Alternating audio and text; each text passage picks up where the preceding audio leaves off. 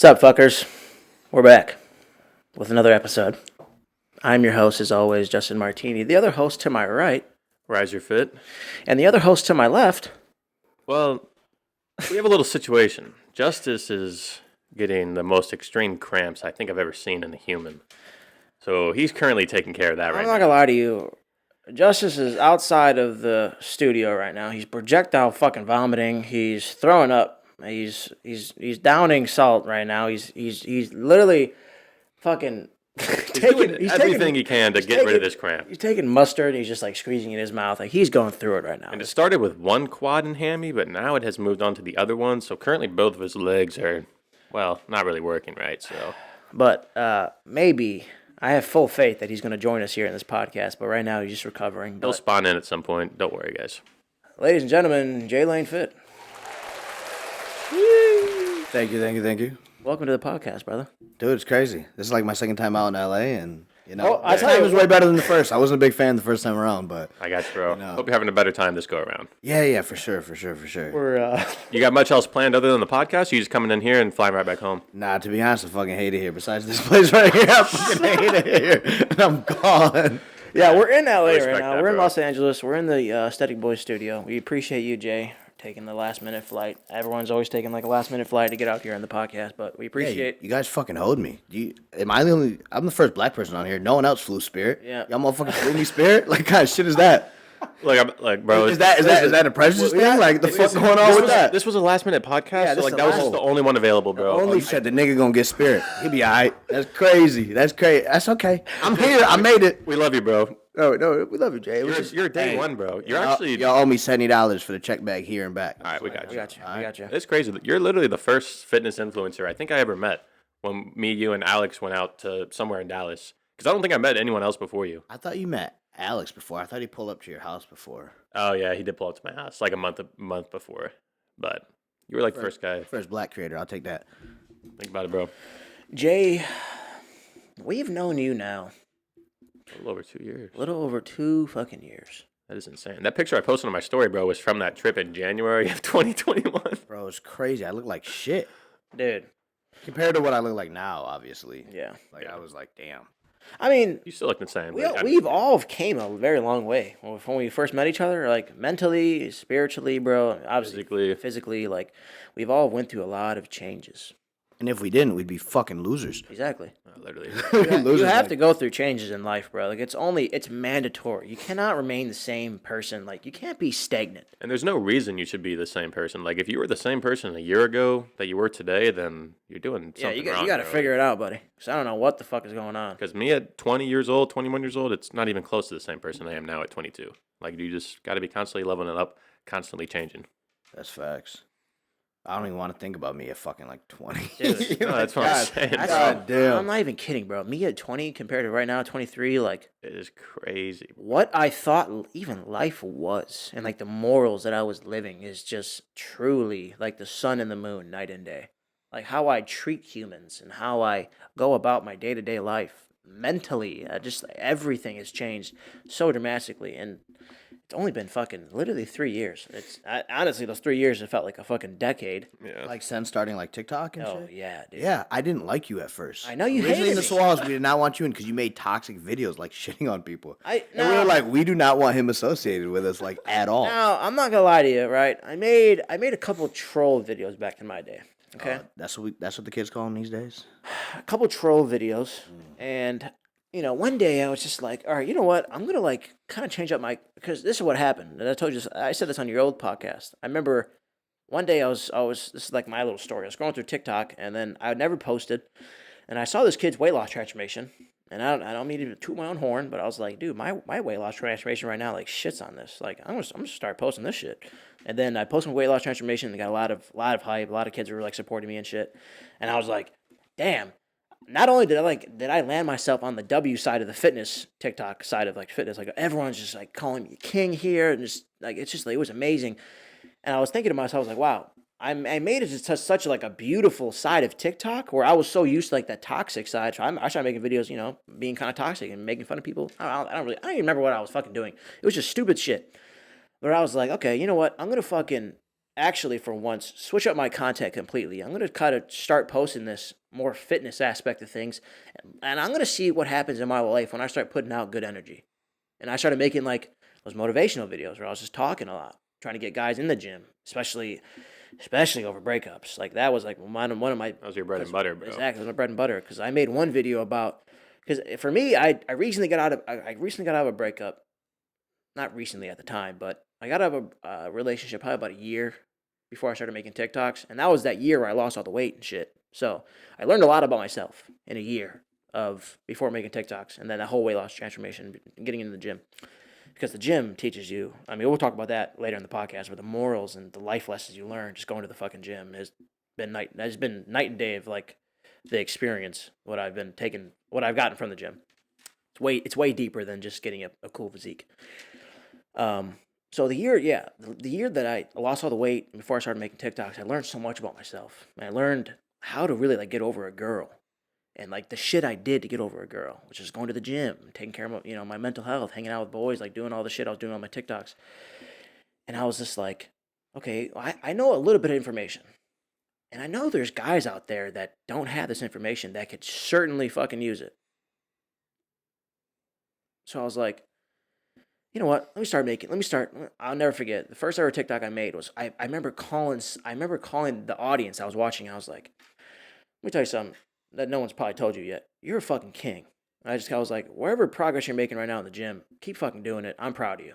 That video like got so much love, and I was like, damn. And a lot of people started commenting like, this guy's the fucking bigger brother I never had. I always wanted. And I was like, damn. So I started realizing I started making more videos like that, just like breakup videos, how to get a guy over a girl. Then I started making these like POVs. You got dumped, and then I was like that gym bro. You know what I mean? Those videos did really, really well, and like I really became that voice that I never had, and I always wanted. And like I became that voice.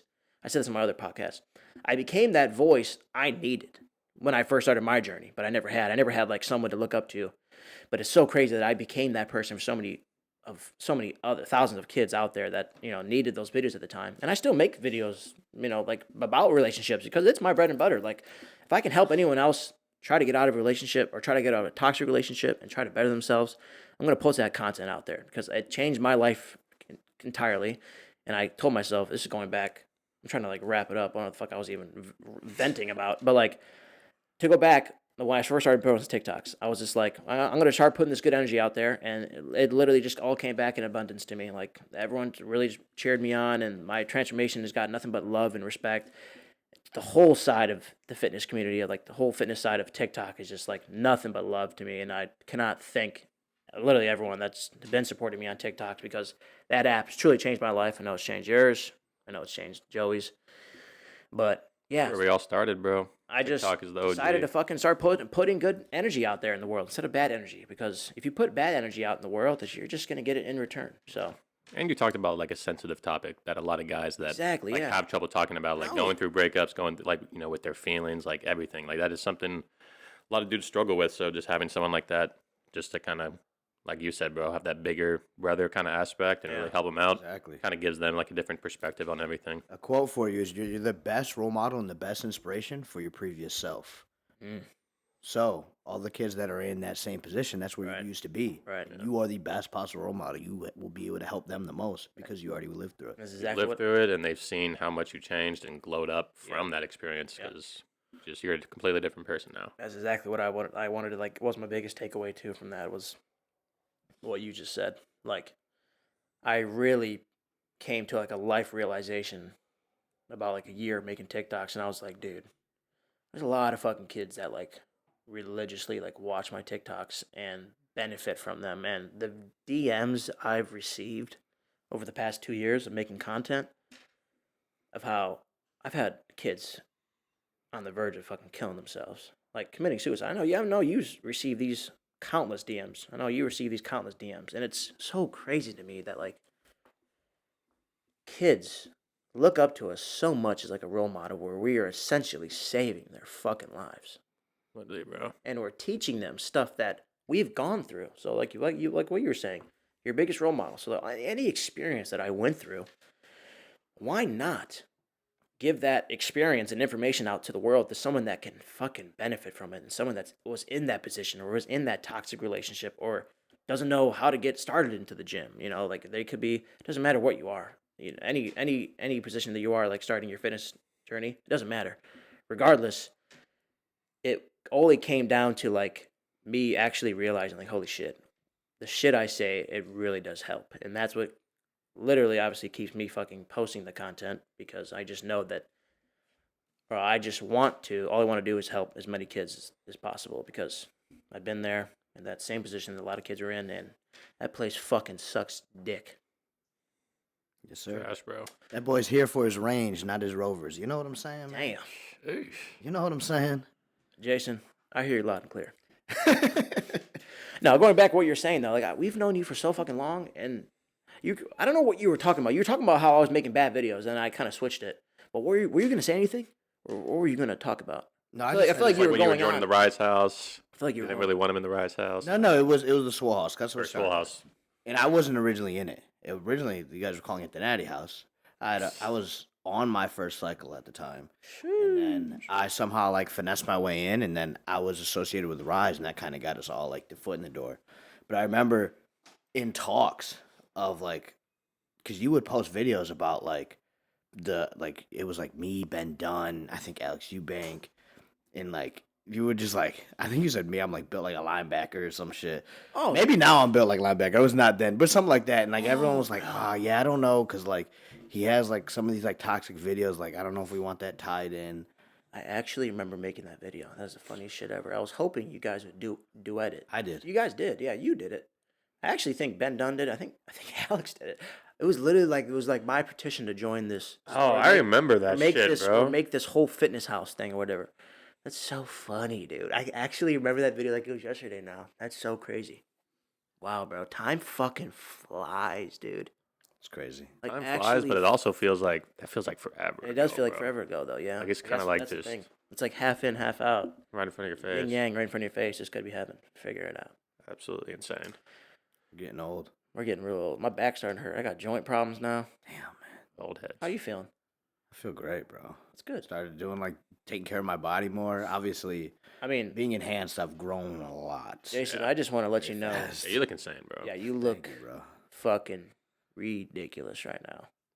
Compared to what I remember first seeing you for the first time ever. I mean, for the first time ever since I saw you on TikTok, I was like, this guy's fucking swole as fuck. But like, baby, I'm not even kidding, Jay. Your fucking physique. You probably got one of the best fucking glow ups I've ever, like, transformations in the past 2 years, bro. I've known you. I appreciate that. I still stand by my natural transformation being the best. I swear to God, Jason, you got one of the best ones I've ever seen. I appreciate that. Like, actually, bro, like, your human body. Think about this for a second. The human anatomy of your body fucking changed so dramatically. It got to the point where I was like, this isn't fucking Jason. This isn't Jason I know. Your fucking physique got a little too damn freaky over there, King. Just wait. Bro, I remember too, like 6 weeks. Bro, seeing your legs for the first time, bro. Especially in the summertime, I was like, bro, what the fuck? No, because you had veins throughout every possible area you could have. It's scary. And you would just walk around like that, bro. And I was like, yeah, you just walk what? Like, bro, your fucking calves, bro, piss me off so fucking much. You don't fucking train your calves. You hardly train your calves, and you got calves bigger than my fucking biceps and probably my thighs. So I don't know what the fuck you got going on over there, King. But shout out genetics. No, I'll tell you, Jay, you have one of the most impressive physiques I've ever seen in my life. I appreciate that. Pro card coming this year, baby. Pro card is gonna be coming this year. I have full faith, bro. I cannot fucking wait, dude, to see a thumbnail with you on YouTube. I'm manifesting this for you right now, just so you know, King. And I got my fucking recommendation. It's probably got like 100K views. I'm like scrolling. I'm like, what fucking video can I watch right now? No, Jaylane Fit just posted. IFBB, bro. What the fuck? And you're just hitting some nasty fucking pose on that thumbnail, dude. Or you're fucking first place or something, bro. Holding the fucking trophy. I just see you, bro, having that moment that I know that you know that you're going to get here. And I'm just like, this is it, bro. And I'm going to watch that video, and I'm probably going to fucking cry. I'm not going to lie to you. And I'd love to be there for, honestly, whatever show, if it's going to be. It's in Vegas. Fuck, bro. Weekend in Vegas with the boys. Think about it's in Vegas, July 29th or 28th. I'd have to double check. G-Man, we'll be there. G-Man, we're pulling up. We'll be there when Jaylane wins his IFBB Pro card. It's gonna be a legendary moment, bro. Now, Jay, I know we're already entering a beautiful flow state. We haven't even like talked about the first fucking topic of discussion, but before we talk about your story, because I know you want to tell your whole story, we'd love to hear about you. I want to learn so much more about you, because how long I've known you for, I still like I have so much unanswered questions, but I know you're going to answer for me here with you talking about your story. And if you've seen our podcast before, we open up every single episode. Yep, he's already pointing at it. A part of me was like, are they not going to ask me about the fucking... I was like, I get to make another black joke about them not asking me about the fucking statue or whatever the fuck. Jason, we're going to have you actually look at the statue, truly. You're actually the first guest, too, bro, that knew this was coming. So yeah, he did my research. Much respect. Bro, thanks, man. Yeah, look at this statue. And truly... Sorry, we would have Justice here handing it to you, but... Thanks, Justice. I mean, what's going through your mind? Give the audience what's your perspective, because this is why I love to ask this question to every single guest, is because everyone we've ever asked just gives such a different perspective, and that's what life is all about. It's about perspective, because you can look at one thing at a certain perspective, and then you can have your other friends around you look at it in totally different ways and different perspectives, which is going to make you think outside of the box, and that's what life's all about, just thinking outside that fucking box. Perspective, baby. Perspective. Yeah, I'm gonna be honest. Because obviously I did my research. The first thing I thought about is 3 niggas running, but I know that's not what we're looking for. We're looking for something a little bit more deep. So, it's fear. When you run, it's fight or flight, right? So it's fear, and on the other side of this is success. So on the other side of fear, right, is success. Everyone's always scared to make the first move, whatever it is. And so when you're willing to face your fears and accept that failure might happen, and you're going to have to be scared. You don't grow in your comfort zone. Yeah, absolutely. Right? If it doesn't challenge you, it's not going to change you. So that's what I see. I see fear. But on the other side of this is success. That's what I got for you. And then 3 niggas running. But that's probably not what y'all want. No, I tell you, they're running from fear. They're saying, fuck that shit. We're going to go to success. And I think that's exactly that's where they're heading, is right to success. I just thought of another one, too. What's up? That they are running success. I think being successful isn't that hard because everybody is scared of working hard. So this is everybody, running away. And like sometimes, and I could keep going too. I could just keep thinking of shit. Right here, this is the flow of life, right? Like people are gonna tell you this is everyone. They want to do the 9 to 5. They want to do all the other things. But like if you're willing to go upstream against the flow, right? Everyone's running, and you're gonna walk into the storm. When you come out of that storm, you're going to be far more ahead of these people mentally, physically, financially, everything. You just gotta face them fears, man. Love it, bro. That's probably one of my favorite answers so far. It's a W. I'm not going to lie to you. The 3 niggas running? Yeah, that answer. That one. All the other ones. The other one was all right, but other ones are trash. But the first one was great. This would be Justice. There. Actually, that's who I see. I see Justice. Yeah, we need him to spawn back here. Hopefully, the cramp. Got Yo Club Justice, TikTok drama with Heather Justice, and then Kurt Justice.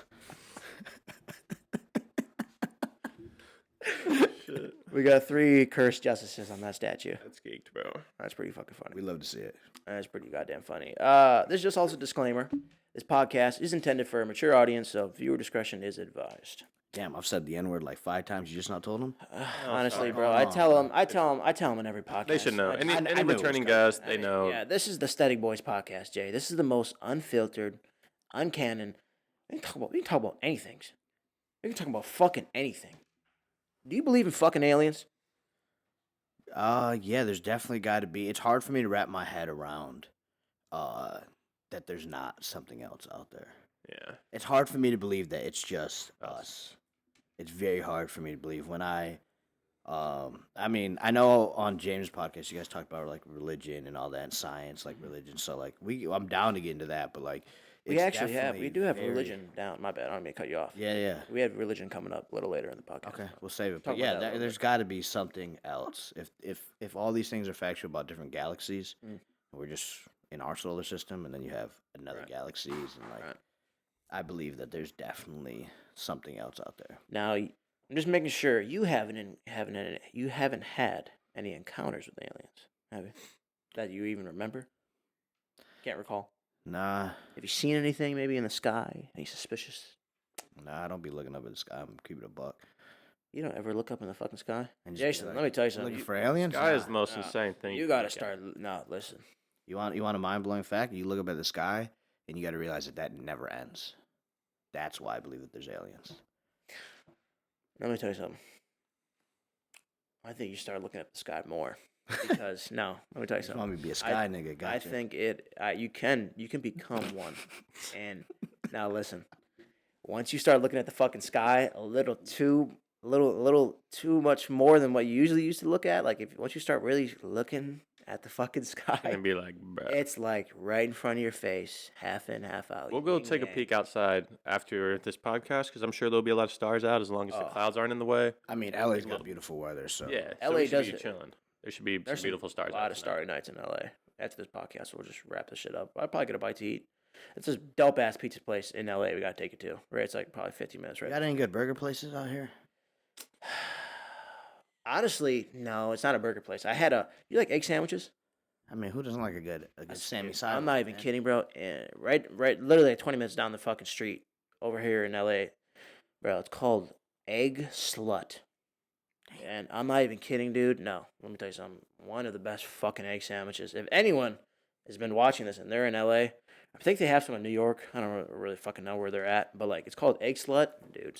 It's like they serve you a slutty ass egg. Bro, probably they slutted that chicken. No, I'm not even kidding, bro. They serve you. So they give you a brioche bun. Oh. They butter that shit. Then they give you like 4 or 5 eggs, bro, like fried eggs. And it's just like, and they butter that shit up. So every bite, bro, you're getting about 6 pounds of just butter and grease. But like, bro, every bite is just fucking heaven. Fun fact, one time I was eating fucking Egg Slut in LA. I was going there for my 21st birthday. This is actually when I was joined Raw Gear. I was out in LA and then Those were the good old days, man. And then Bradley Martin DM'd me. And Raw Gear, baby. I had about 5 seconds of the dopamine rush, and then I got hooked to Raw Gear, and that was a shithole. Next question. But, yeah, we won't talk about that.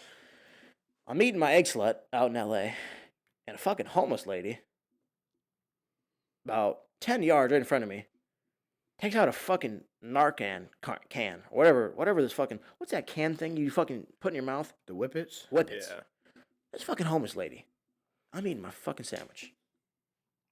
This fucking homeless lady, 10 yards away from me. Swear to God, from right over here to me and G. I'm trying to eat. I'm on Venice Beach. I'm fucking peeking. Okay? You understand what the fuck I'm trying to say? I'm on the fucking beach. I just woke up. Smoked a fat fucking J. Went right to the dispensary. LA's got some bomb ass fucking weed. Smoked a fat fucking J. I'm fucking peeking to this egg sandwich. This fucking lady brings out a fucking Whippet.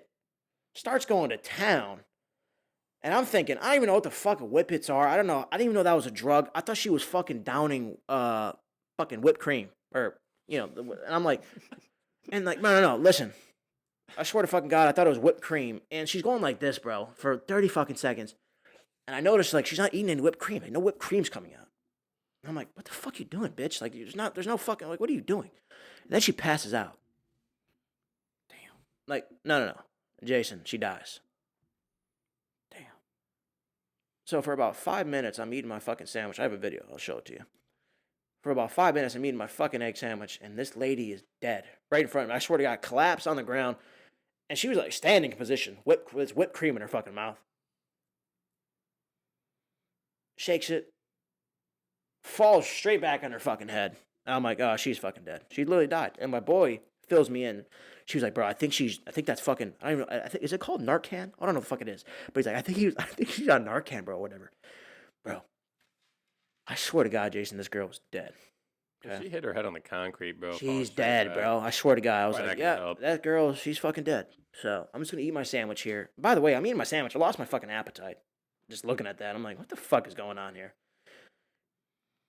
By probably the works of God, she gets fucking resurrected. Stands up like the fucking Undertaker, bro. Like, sits up like. First thing she does after I was coming up conscious, she gets the fucking can and she puts it right back in her fucking mouth. It's insane. And guess what happens?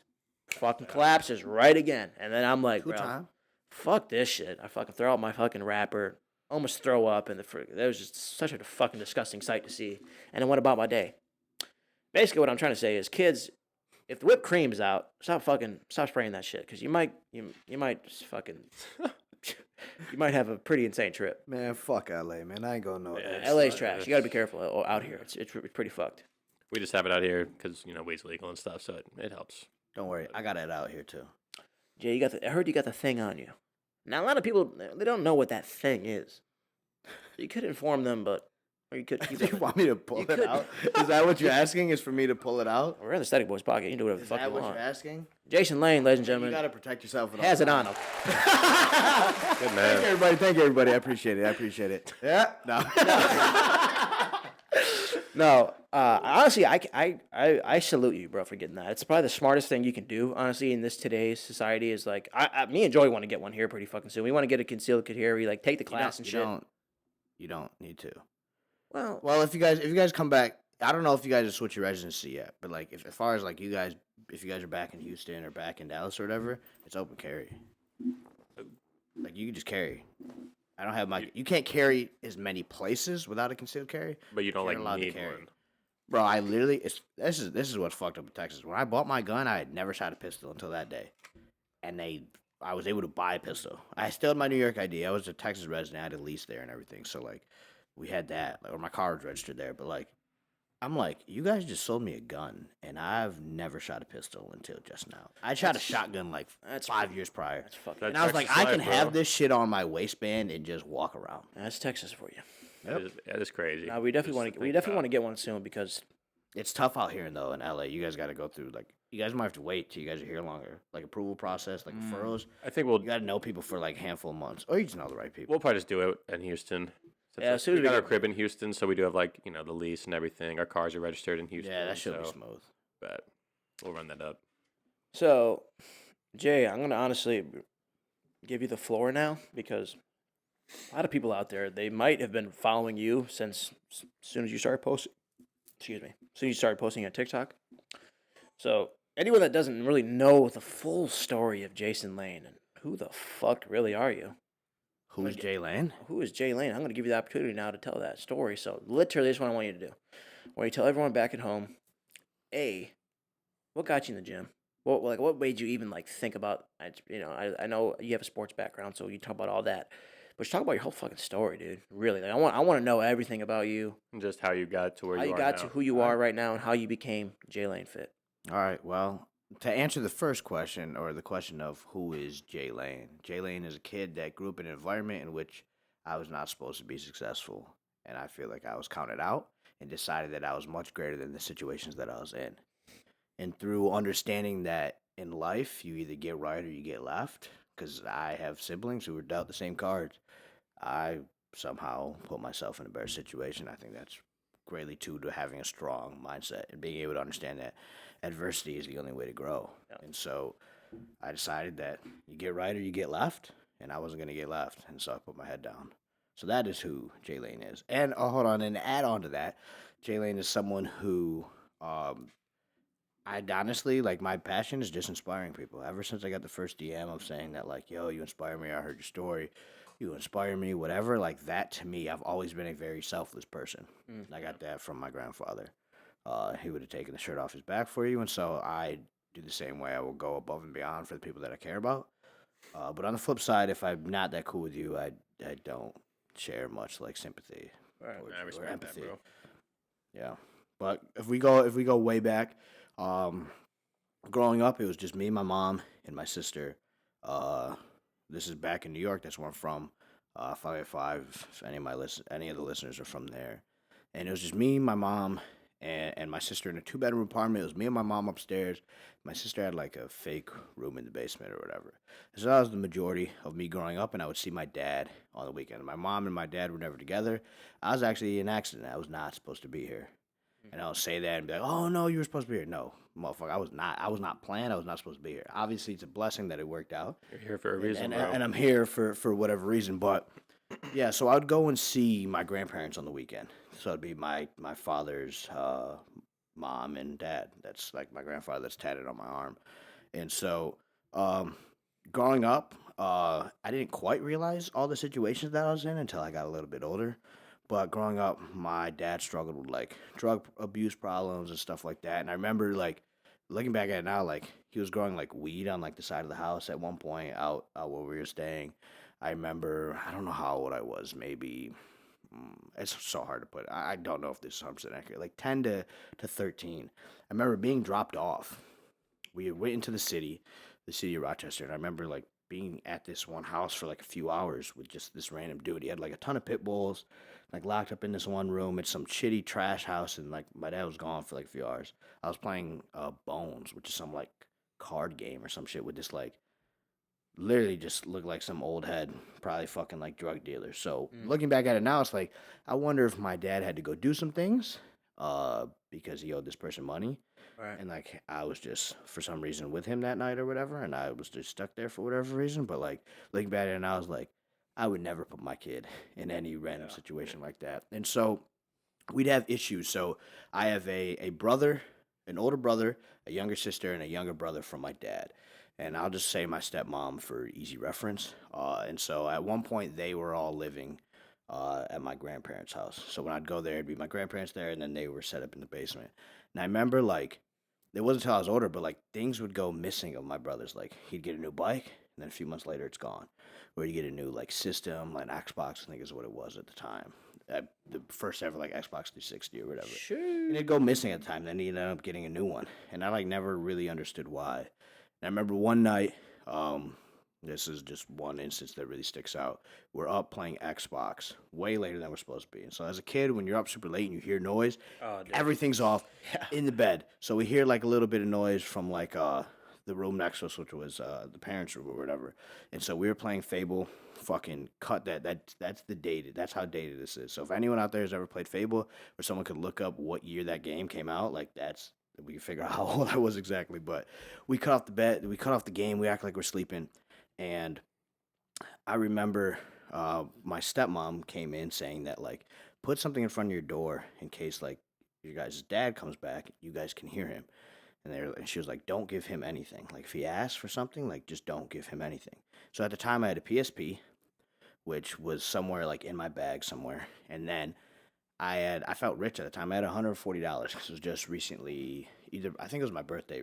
So it was sometime in the fall. That's like $1 million as a kid, bro. I was like, what can I buy? I can buy anything. I'm not. Hey, you're a fucking kid. You got more than $100 in your name. You're fucking. I was the fucking dude. I thought I was rich. I was like, oh my god, $100, and like nowadays, like $100. But so I had that at the end of the bed for like hid under the bed. I don't know. As a kid, I don't know what the fuck I'm doing. So I put it under there, and I remember my brother decided he was just gonna stay asleep, and I wanted to keep playing the game. So I'm up playing the game, and then I hear the outside door, come in, and so I'm like, oh, it could be like my dad. So I turn everything off.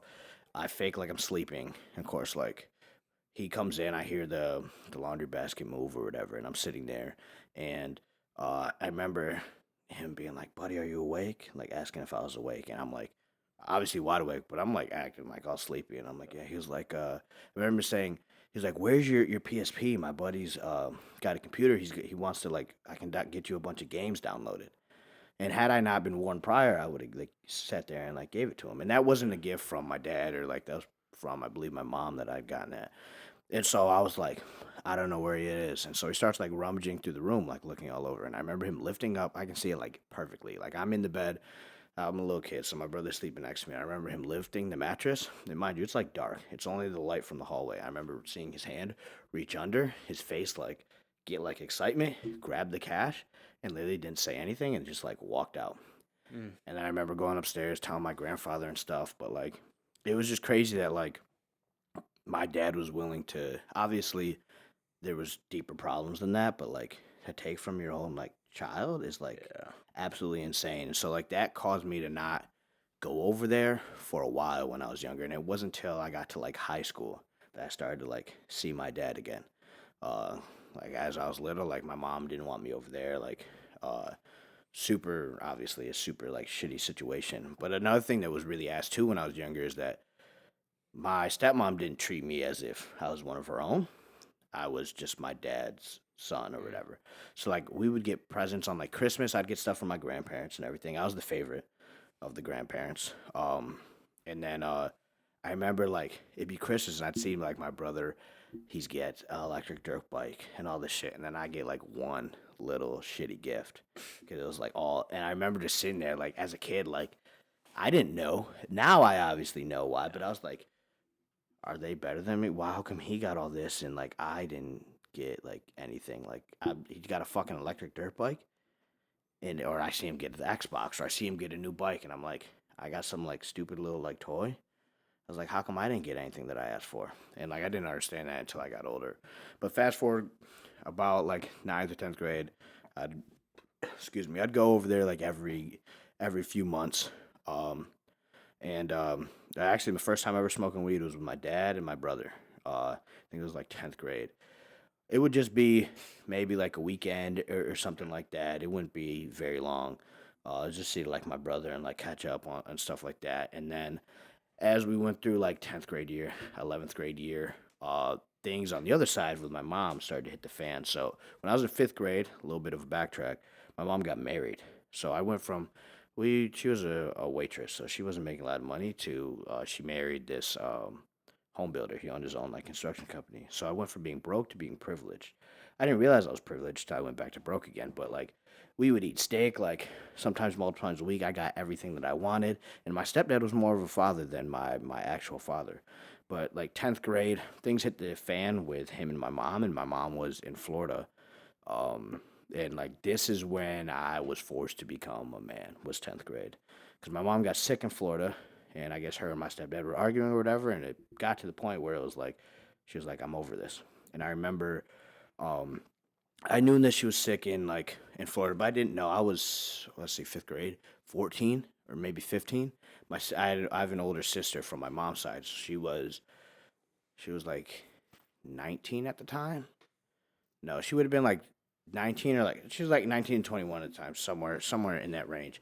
And so um I remember her like calling me one night, and I had known that my mom was like sick down there. I didn't know like why or anything like that. And I remember her calling me and telling me that her and my stepdad were going to get a divorce. I remember in my bed, and in this nice home that we were in, like we switched like towns or whatever. We were in this really nice town.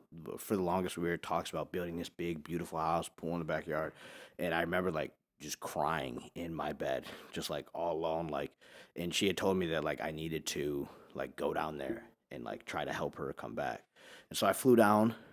This is in 10th grade. I think it was during the spring. I don't know. I think it was right when school ended, maybe. Um, but I remember I was fishing, and my mom had like called me and said that you need to like come down here and like help. Like she was like, I'm very sick. Like I need you to come and help. And I didn't know what she was sick with or anything like that. But I was like, I got to go to fucking Florida. Like, Yeah. all right, that's dope. And I remember we were down there, and at this point she was not working, so she was reliant on my like stepdad, and he like cut her off and stopped sending her money. She was staying in our condo. Like we were like I was privileged. Like we had a condo in Florida. Like having two homes is pretty insane. Yeah, yeah. And so I remember we had to sell her wedding ring when we were down there, so that we had like cash to survive. And this is like 10th grade year.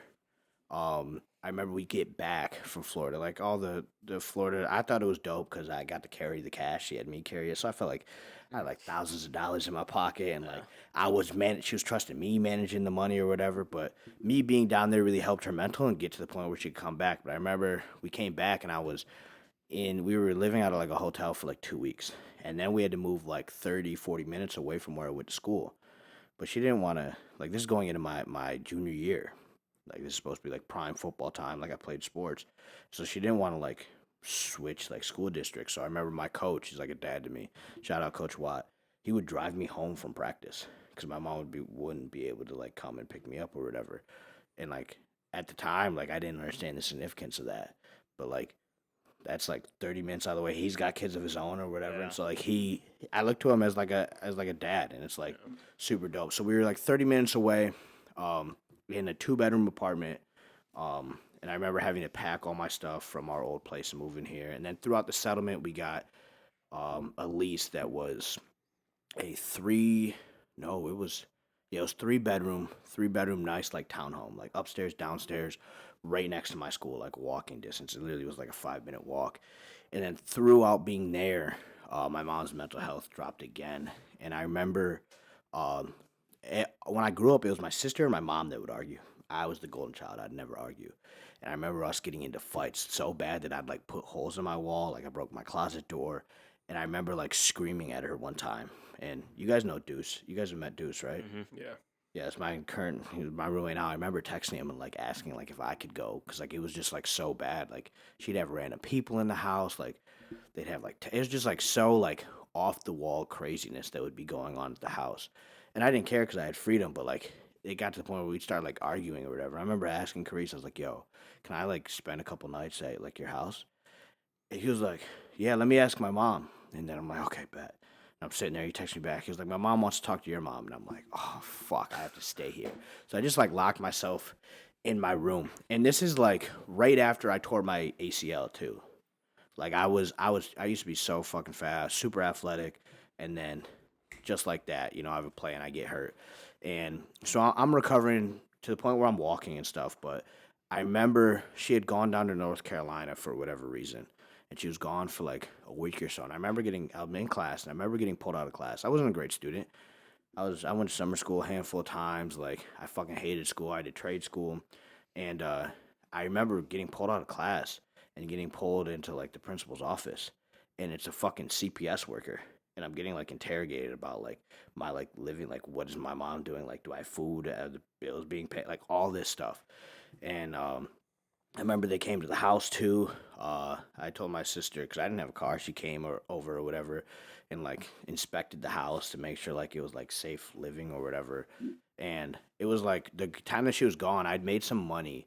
I forget it was either selling shoes. I used to be like really into shoes. Obviously, you guys see me wear shoes now, but like I was super into like restoring shoes, doing stuff like that. It was either from that or Madden. I selling like virtual coins on Madden, and I was literally like ordering food every day. Like that's how I ate. There was a little bit of food left in the house, but like nothing that I wanted to eat. So I just like order like fucking chicken fingers and shit, or order Subway or whatever. Back when you have to call the fucking place for delivery, not no fucking DoorDash or none of that. Back in the day, back in the gap. Yeah, back in the fucking day. And then she ended up coming back. Things were like a little bit better, and then we moved into the last like home, I guess, that I was really in, and I was in there from my senior year up until right before my senior year of college. And so it was a 1 bedroom apartment. My room now in my townhouse is probably the same square footage, including the bathroom and the closet. It's probably a little bit bigger. Actually, it's probably really close to the same size as what our apartment was. Like you'd walk in, living room, you could see the kitchen, super small, like smaller than here, probably like half of this room. And then you look to the left, you have the bathroom and then a bedroom.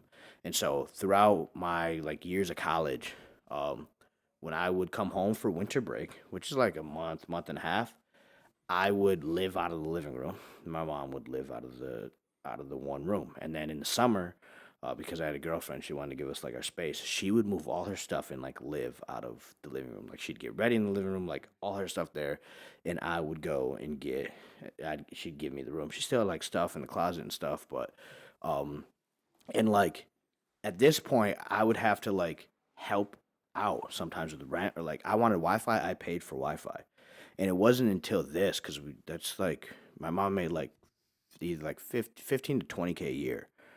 And that's what we were like surviving off of. She only worked a couple days because like her like mental health or whatever, and like I didn't realize how blessed I was before until I went back to being like dead broke.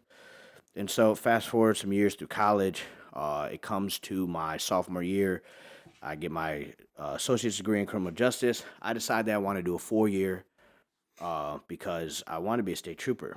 And then I was too young. I was young for my grade. I started college at 17, so I graduated at 18. You got to be 21 to start the academy, or 6 months. I think it might be 6 months before you turn 21. You could start. So after having like job fairs and stuff, they were all like, "Yeah, you should probably just go get a 4 year, but don't get in criminal justice. You can get in whatever." So I took one psychology class ever, and it was the only class I semi-liked. So I said, I'm going to major in that. And the big driver for me, too, is I got to fish in college. Like, I was on the fishing team. We'd fish competitively. And so I transferred to Buffalo. Me and Carice end up transferring at the same time. We get a place. And my first semester, it was just dog shit. They had me in, like, bullshit classes. Community college didn't prepare me for it.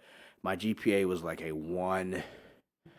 I want to say like a 1.7 after the first semester. I was skipping classes. Like I got really big into streaming because I've always wanted to be like a YouTuber. Funny now that's my job, but I always thought it was gonna be gaming. So I was streaming 2K18 or 2K19. I don't know. I was like nasty on that fucking game. What build did you have? I had a stretch 4 and a lock. So did I. Bro. I had like 6 builds. I literally would spend all my money. Let me tell you something. 2K18. I think it was 18. No, it's 19. I believe. No, it was 19. Yeah, my stretch 4. Mine, Jason. I don't think you would have won. No, let me tell you something. I would have fucking murked you on that court. No, listen, bro. My fucking KD. I was playing with, bro. One time I was playing with, bro. What the fuck is this guy's name? I'm blanking on his name right now. But this guy used to be like a fucking hard streamer, like thousands of views. I can't think of his name right now. But I used to play with him, bro. I was a kid. I didn't have a mic back in the day, but I used to be his stretch 4, and he used to be a glass. We would run twos all day, pushing, bro. texting, like it was crazy. But yeah, like that Toxic. that consumed my life. That's all I do, bro. I remember looking at these streams, and it would be like 13-hour stream today. Like I'd literally, if I had to eat, I'd get up, make a sandwich, come back because I could do it quick. Yeah. Or like start to make like a literally ham cheese like panini in the George Foreman. Fucking spray that shit, put it on there, come play a game, take it off and eat it. Like absolutely insane. Classic. You can look up Jaylane Fit. That wasn't my name. It was Jaylane 2X. So Jaylane 2 times. But you can look up Jaylane Fit now, and some of my clips are still. I left them up there because it's dope to look at. And so when you have a really shitty GPA, you lose your financial aid. Obviously, I didn't have mom or dad paying for my college, so I lost my state aid. That's the first aid you lose, and I still got to keep my federal aid, which was smooth. So I still had enough to pay for this next semester, but it wasn't going to be as I didn't have as much extra cash laying around to buy like all the other things and stuff. So then came to buying textbooks. I wouldn't buy the textbooks until I knew I absolutely needed it, shit like that. And so me and Kreese both had a really shitty semester, so we had a bet. First one to skip class owes the other person pistachios, which was this pasta plate. Literally like $13. But when you're broke, $13 is a lot. And so I tried to be on my shit as best I could that semester, and I wasn't able to get my GPA up high enough to where that my overall GPA would be above a 2.0. So then I lost federal aid. So now I have no aid to go to college. So that summer, like after I got like the transcript back, I was like, is this it? I never liked school. So I literally sitting there questioning, like, am I done with school? Like, how am I supposed to pay thousands of dollars for this shit? And so I call the two successful people, or the most successful people in my family are my aunt on my dad's side and my uncle on my dad's side. So I called both of them asking, like, what I should do. My uncle's like, if you got to eat ramen every day, like, you just got to, like, figure it out. And so I talk to my advisor, and they're like, well, you can take a summer class. If you get this, I think I need, like, a A- or, like, a B+ or higher. It will move your GPA to where it needs to be. So I'm like, I bet. So I'm a lifeguard at the time. I'm taking this class, and my dumbass confuses the dates on a midterm exam, and I miss it. And even more of my dumbass is that I didn't come up with this fucking excuse. I just said I confused it and fucked it up. Like, can I take it? And the teacher's like, no, if I help you, then I gotta help everyone. Yeah, shut up, bitch. Fucking hate that. That's hate the worst that shit. No. Hold on. Yeah. First of all, fuck you, bitch. No, because let me tell you something. Anyone that's been in that position, bro, why don't you, bro? There's so many people. You gotta give them a chance, bro. We're kids. There's so many people that are just not fucking humans, bro. Like, why?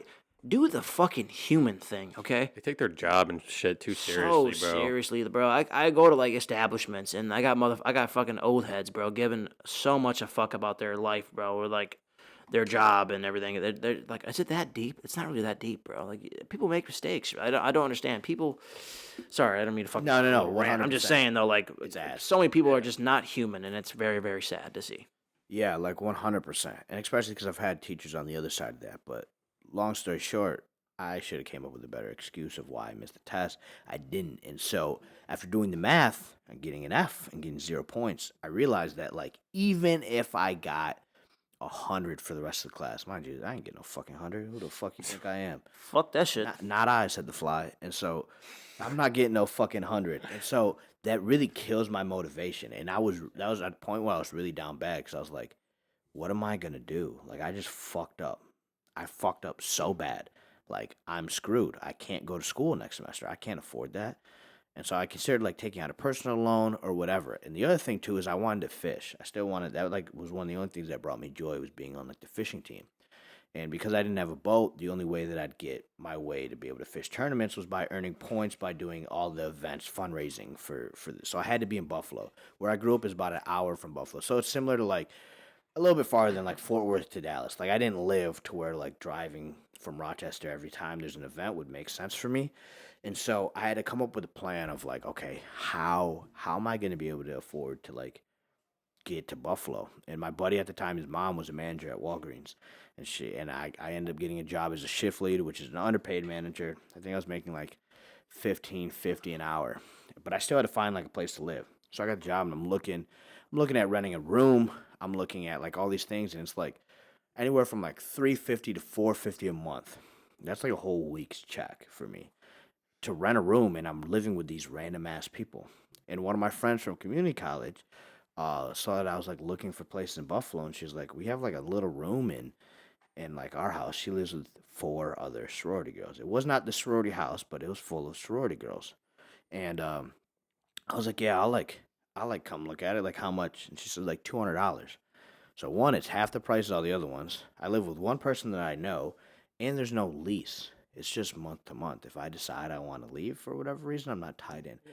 The room, realistically, would be from, like, here to the corner. Like, if this was cut off, to the corner. I'm not going to lie to you. I'm going to have G-Man throw it up here on the screen because I remember that picture and you used to post about it all the time. I mean, I know exactly where you're living in, and that was... Yeah. In this picture, if it's on the screen, that's me standing in the doorway. So you see my bed takes up majority of the room. I have a little desk with a gaming chair, which I ended up having to remove out of there because if there was ever more than one person in there, there was no fucking room. And I never did homework there anyways. And so I'm working this manager-esque position at Walgreens, taking a fall class while living in this sorority house. And it was awful. Like, one, these bitches were fucking dirty. Dirty as fuck. And you deal with all the people in and out of the house. I'd have to open up the store, which means I have to be up at 5 in the morning to make sure I'm there on time, open up the store, count all the drawers, do all this shit, and it'd be on Saturday. Well, guess what all these bitches are doing Friday night? They're going out partying. Fucked up. So I'm always been a person that falls asleep really late, no matter how much, fucking sleep I got the day before, whatever. And so, like, if I wasn't slump, and I mean slump by 10 o'clock, like, out, not just falling asleep, like, I'd hear them come in. And there'd be nights where I'd get, like, 2-3 hours of sleep. And through this process of when I first moved into this, I guess, closet? I don't know. I'll just call it a closet. I have a girlfriend that I've been dating for 4 years now. And I remember things were just toxic throughout the whole, like, past couple years of it, with her always being on me for not knowing what I wanted to do. I wanted to stream. She didn't really believe in that. I wanted to do this. And I remember being in Arkansas. Let me tell you something. I don't mean to cut you off. Fucking light bulb just came in my head as soon as you said that. Boys, if you have a girlfriend that doesn't even believe in what the fuck you want to do in your life, kick rocks. Yeah, tell that bitch to get the fuck out of your life. You need a woman that will help you grow and motivate you. You gotta get a girl that's gonna, like, not only say Jason brings up, I want to stream. You gotta get a girlfriend that's gonna say, yeah, how can I help you with that stream? Yeah, I know you can do it. Yeah, or not a girlfriend that's kind of like, I don't really believe in that, but all right, yeah, go for it. Good luck. You need someone that adds wood to your fire. If they're catching your warmth and not adding wood to your fire, it's not someone you need in your life. That's for any relationship, whether it's a girl that you're fucking or one of your boys. If they are not adding wood to your fire, increasing your flame, they're holding you back. You need that positive energy, bro. Exactly. But yeah, so she was super toxic. To dive back in, or you about to say something else? I love it. That's what I was going to say. I fucking love it. What's to the fire, baby? Thank you, everybody. Thank you. I'll be here all night. So she was super toxic with that. And so I remember being in Arkansas fishing this tournament. And now when it's tournament, like, obviously we all this money going down there from the club or whatever. And so you wake up super early. And I remember waking up. We would wake up at like 5 on tournament day. And I text her like, good morning, beautiful, or something like that.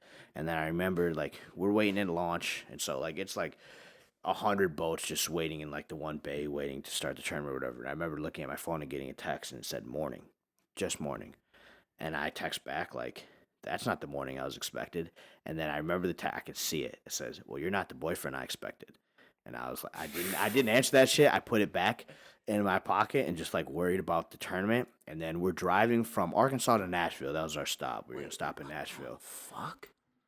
Oh yeah. It was lots of. And mind the you, like, fuck? I mean, you guys see how I treat Chase. Like, Oh, dude. Yeah. I wasn't to that extent because I didn't have money, at the time. But like, I still was like very much like a gentleman. Like I was taught how to treat a woman. But Just had to be a respectful man. exactly, I remember.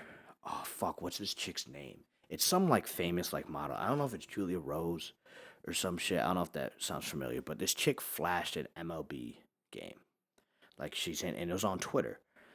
Like she literally just flashed. It was some like supermodel or whatever. And I remember I liked the tweet.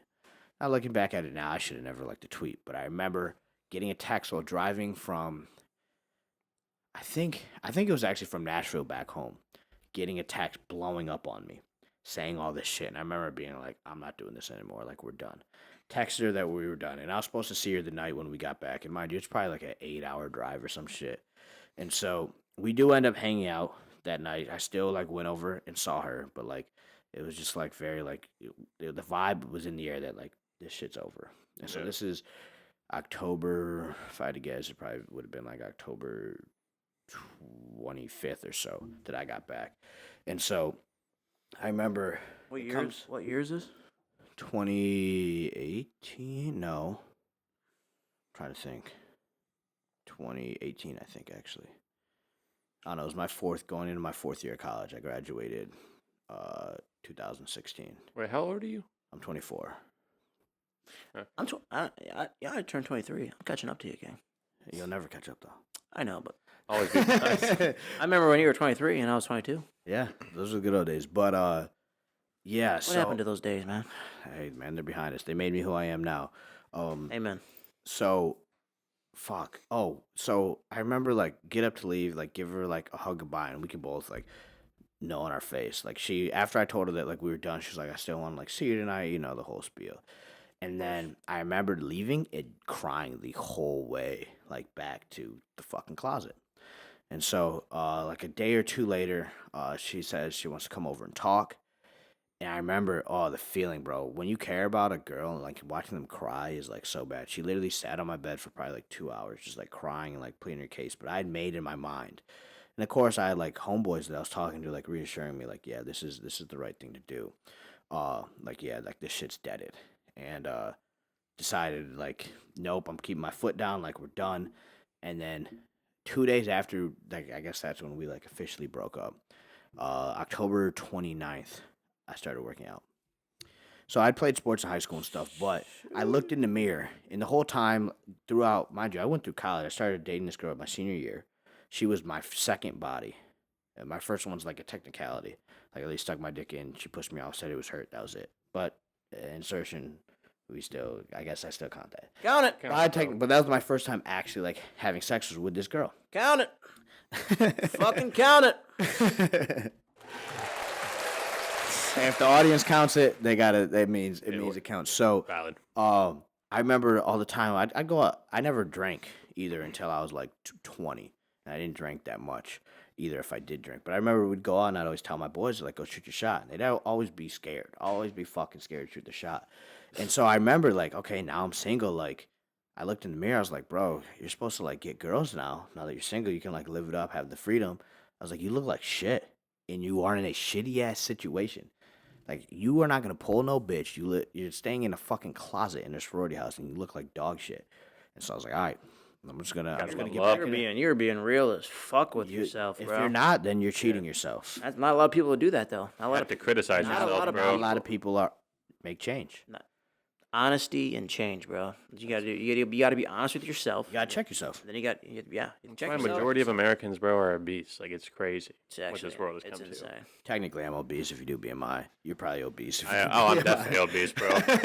For sure. But needless to say, looked in the mirror and I was like, yeah, I saw myself falling behind, so I had to get off my behind. You know what I'm saying? So it started off like, all right, we're just gonna work out. Bro, you spit like You probably dropped like 4 fucking bars this whole entire podcast so far. I know the clips we're gonna be making. These clips are about to be insane. The clips we got coming up. Hey man, oh my God. that's what I'm known for. So I gotta keep clip up. God, it's like you just like have them like in your fucking and you're like, all right, this is gonna be a clip. Yeah, that's what I'm saying. You're like, this is a clip. This is a clip. This is like everything I got. I'm just gonna say this. You say it like just like you already have it fucking written out. Like you're just seeing the words. And you're just like, it's just like Alex Jones, bro. When he talks. That's what I'm saying.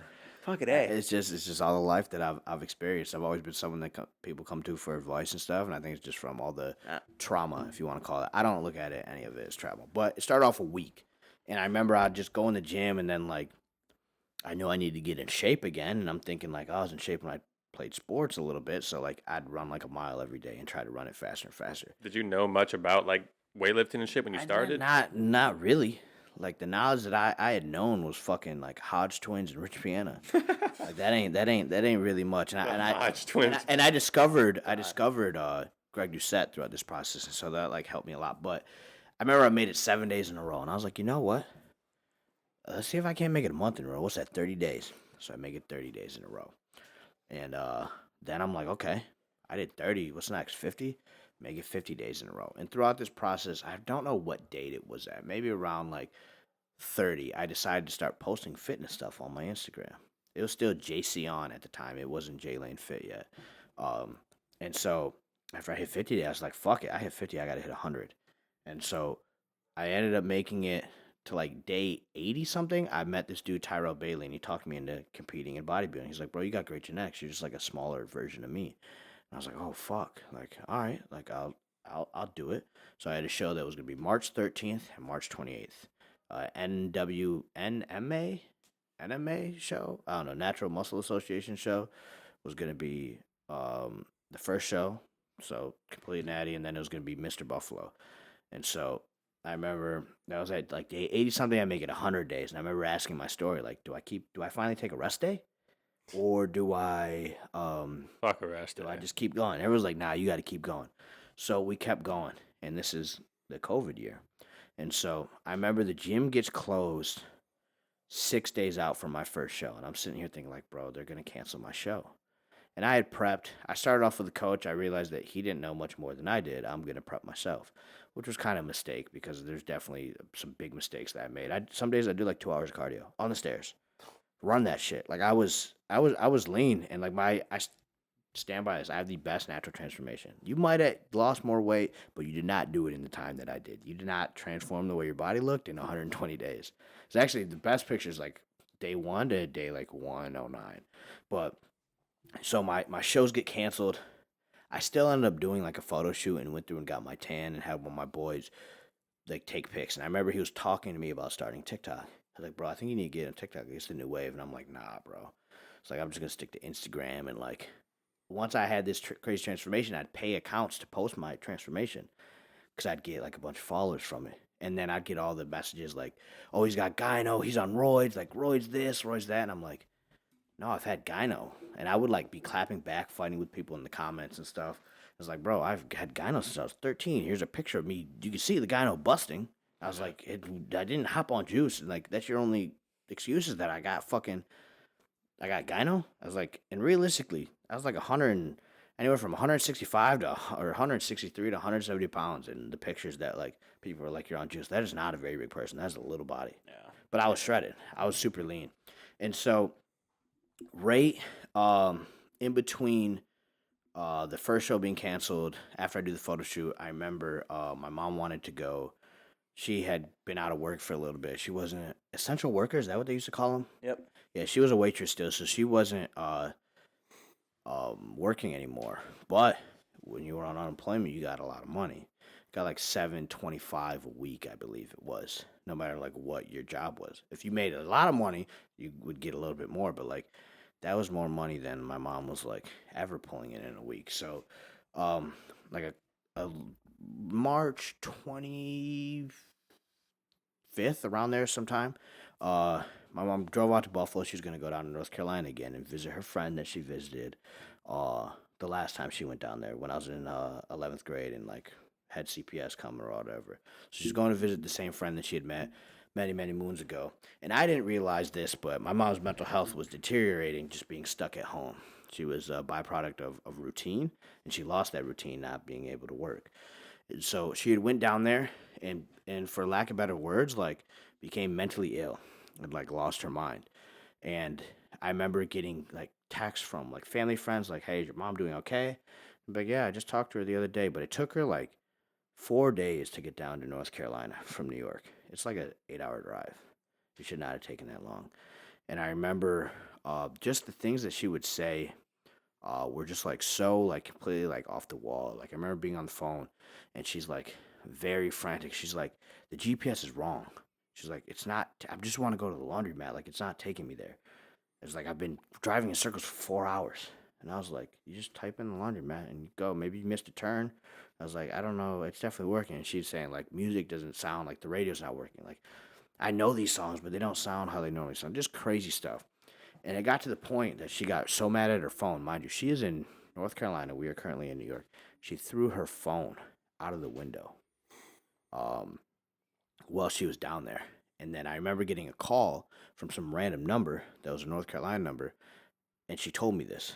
And at this point, me and my sister knew that like she had like been dealing with a lot of mental issues and we needed to like go down there.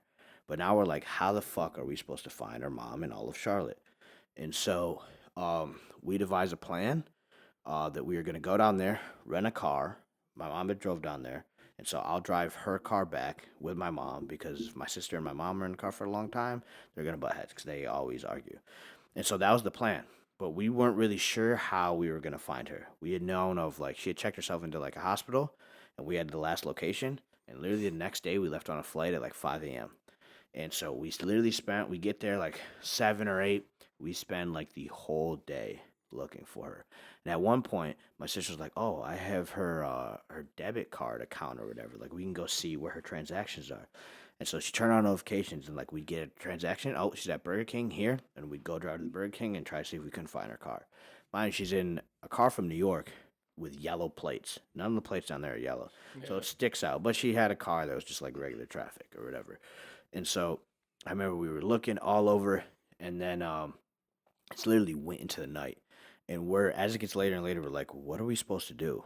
Like we're gonna have to get like a hotel because we haven't found her yet. We have no idea where she is. And then we just like we need to find her before we go.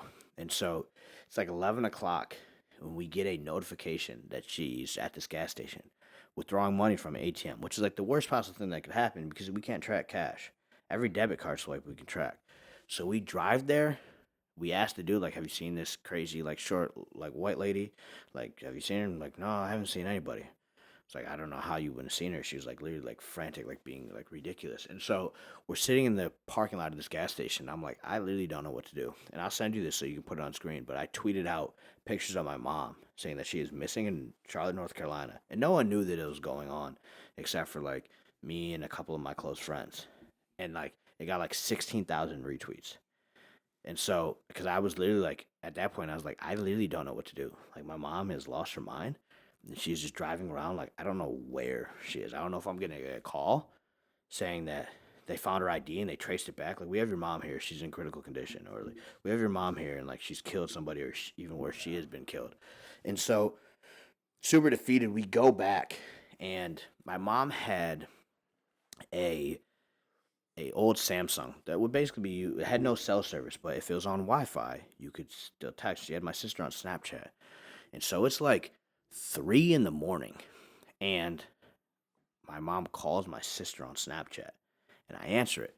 And I'm talking to her, and she thinks that I'm my sister, and she's like, my sister. I won't even say my sister's name, but she's saying my sister's name or whatever, and I'm like, no, it's Jay, and I was like, where are you? And by this point, me and my sister are pissed off. Because if she wouldn't have thrown her phone out, like so we had messaged her on Snapchat a ton of times, she didn't answer. She'd open it, not reply. And so like we literally like neither of us have a lot of money, and so we sent it down here. We had family friends basically help funding this and stuff. And so I'm like, where are you? Like just tell me where you are. She tells me where it is. It's in some like paid like parking place, and I pull up, and my mom's car is there. She's like walking around like frantically. The door's open. There's throw up on the ground, and my mom's jeans are like falling off. She's lost like 20 pounds in a matter of like 5 days. or maybe it was like 6 or 7 days.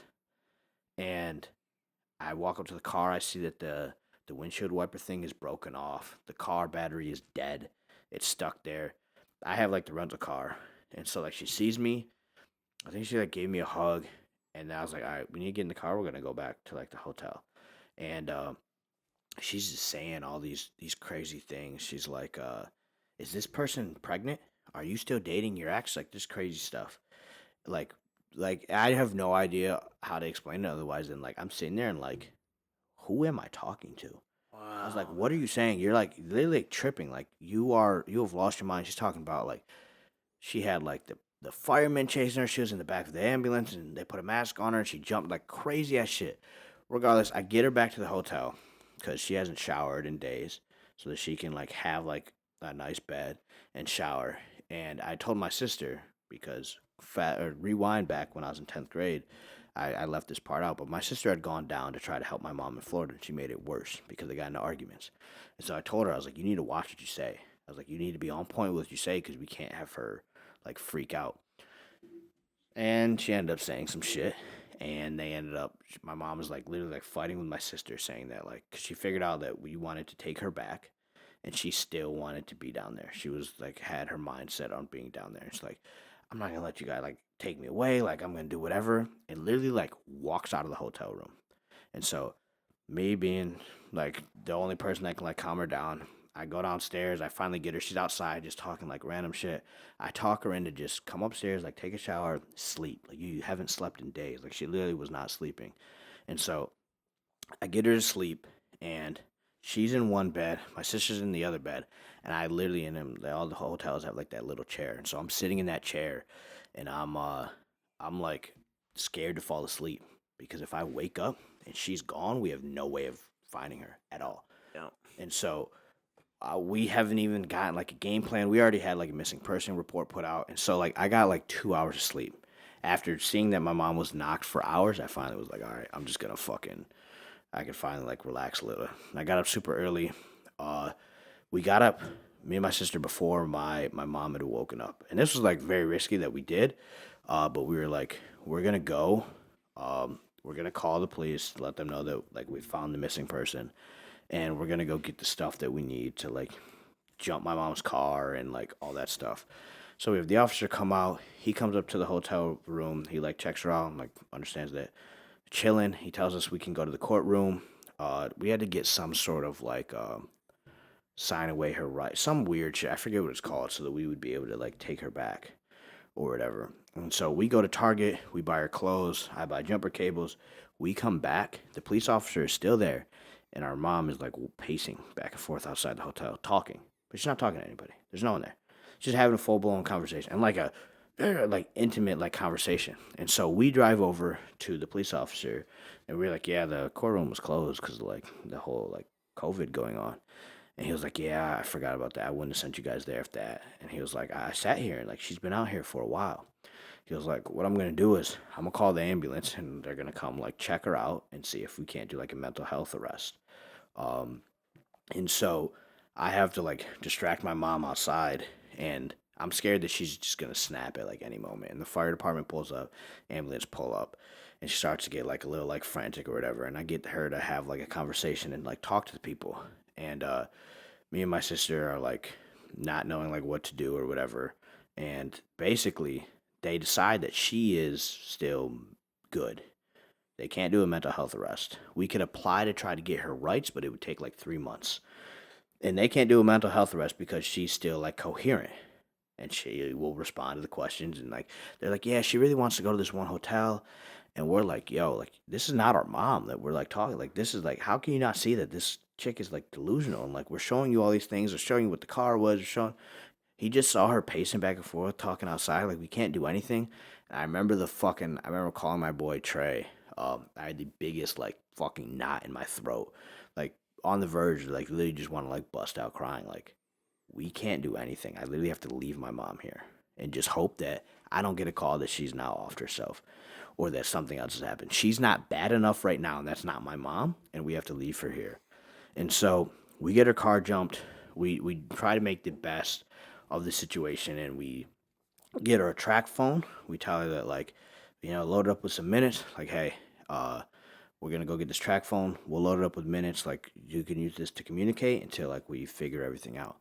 And so, we have her follow us, to the store or whatever to get the fucking track phone, and it's like a CVS. And so I'm in the passenger seat. My sister's driving the car, and then my mom's in the other car. And I was supposed to go drive.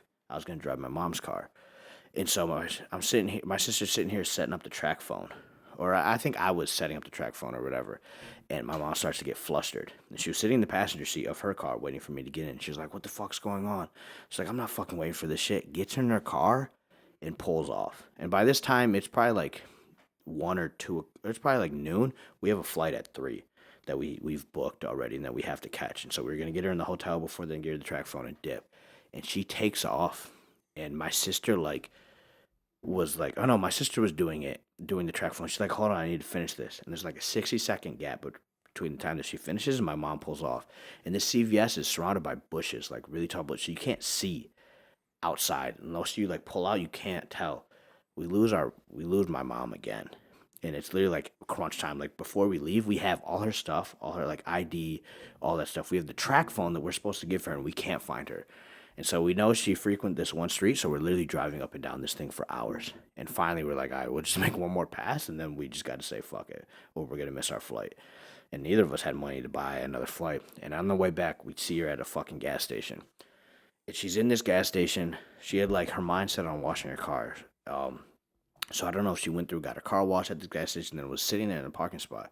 And we pull up next to her, and we're sitting there looking, and she's having a full-blown conversation, like yelling at the radio. And I get out of the car and I'm standing over the window. Now, typically, if you're in the car and someone stands right here, you're going to notice. Still, going at it with whoever, like no one. Going at it with herself. Oh my so I go, God, dude. And she rolls on the window and I'm like, and I'm starting to get aggravated. I'm like, what are you doing? I was like, get in the passenger seat. Because I'm pissed. Like, we're doing all this shit and it's like, we're trying to help someone that's not willing to help themselves and just making our life so much harder. Whatever, we bring her to the hotel. Fast forward a little bit, give her the phone. We're like, okay, this is only for like if you need us, like you got to call us. And so for the next few months after we get back to New York, it gets worse and worse. Right when we got back, I was like, yeah, I'm over this shit. Like there's nothing that I can do. And my sister was the one helping. And then about a month or a few weeks in, it switched, and I was willing to help. And I'm still living in the sorority house, and luckily, Carice had a studio apartment that he was in, but his girlfriend also lived out there, and he would stay with her. And he was like, yo, you can move into, he had known like the situation and everything. He was like, you can move into like my place so that like you can like get out of that environment. And that was one of like, I will ride for Carice to the day I die and do whatever I can to make sure that he's good for that, because that saved me. Not being in that shitty ass environment, being able to stay in an apartment where it's just me, and that's where I started my TikTok. But so I move into the Carice's place, and like things are still going on. Like I'd be sending her money for Western Union, buying these hotels because I was getting unemployment. But within the next 2 months, I had to move into an apartment with Carice, and I obviously wasn't working because COVID, everything was like closed down. And so it started off like good. I thought she was getting better. I remember one day our phones turned off. We had Sprint. I called my mom, like, yo, or I finally, like, got a hold of her. I'm like, what the fuck's going on? And she's like, I'm going to go to Sprint and, like, figure it out. And I remember her being in Sprint. She had me on speakerphone, and she had, like, fucking, like, $5. And she is demanding, because she didn't pay her bill, that they turn her phone on for, like, $5 and is being disgustingly rude to, like, the people in the store. And I remember sitting on the phone, like, embarrassed. Like, I feel so bad for these people that they have to go through this. And she ended up figuring out something, and then like a week later, her phone turned off, and I was like, all right, this is it. I'm going and buying my own phone. I was like, I got to open up my own line, and that will be an expense. Because I already had paid for, like, I paid for my insurance, my car, but I didn't pay for my phone. And so I made that decision that I have to fucking run that shit and just eat that bullet. And so things get worse and worse and worse. I'd start getting yelled at while fucking helping her. I'm on the phone with Uber in North Carolina, trying to direct him to go pick up my mom. And my mental health just started to go down. And one of the hard decisions I had to make was, what do they tell you when the plane's going down? You put your mask on before you help someone else out. And I was like, I'm going to sit here helping my mom. Obviously, that's who gave me life and forever thankful for all the sacrifices she made. But, like, I'm going to drown trying to save you. I was like, if I drown, we both drown. I was like, I need to, like, save myself. And so I stopped helping. I would try not to answer whatever. I could play you guys voicemails after this of just her being nasty to me, like all sorts of crazy shit. And so fast forwarding into the end of the summer, me and Carice moved into our place. I decided that I would still like text my mom, but like wouldn't really like talk on the phone because like she would call me and you'd just see my whole mood change because I knew like it was just going to be a whole bunch of like stress, unnecessary stress. And so from that summer throughout the year, throughout into winter is when like TikTok really blew up. I got sponsored by Rise. Then there was all the talks of the Swole House, and we get the opportunity to move down to Texas. So I had, this is obviously skipping over some stuff if you guys want to go back until we can, but I had like $2,000 to my name. And I had a 2009 Cobalt, roll-up windows, manual lock. I don't know if you were in the house when I had it or I had the Sentra. I think It was the black Cobalt. Was there a time where that car wasn't working? Yeah. I remember I came to the house and that you had the car, but it wasn't. You couldn't even turn on. I don't know what was going on. Like I think like Flores was driving us everywhere.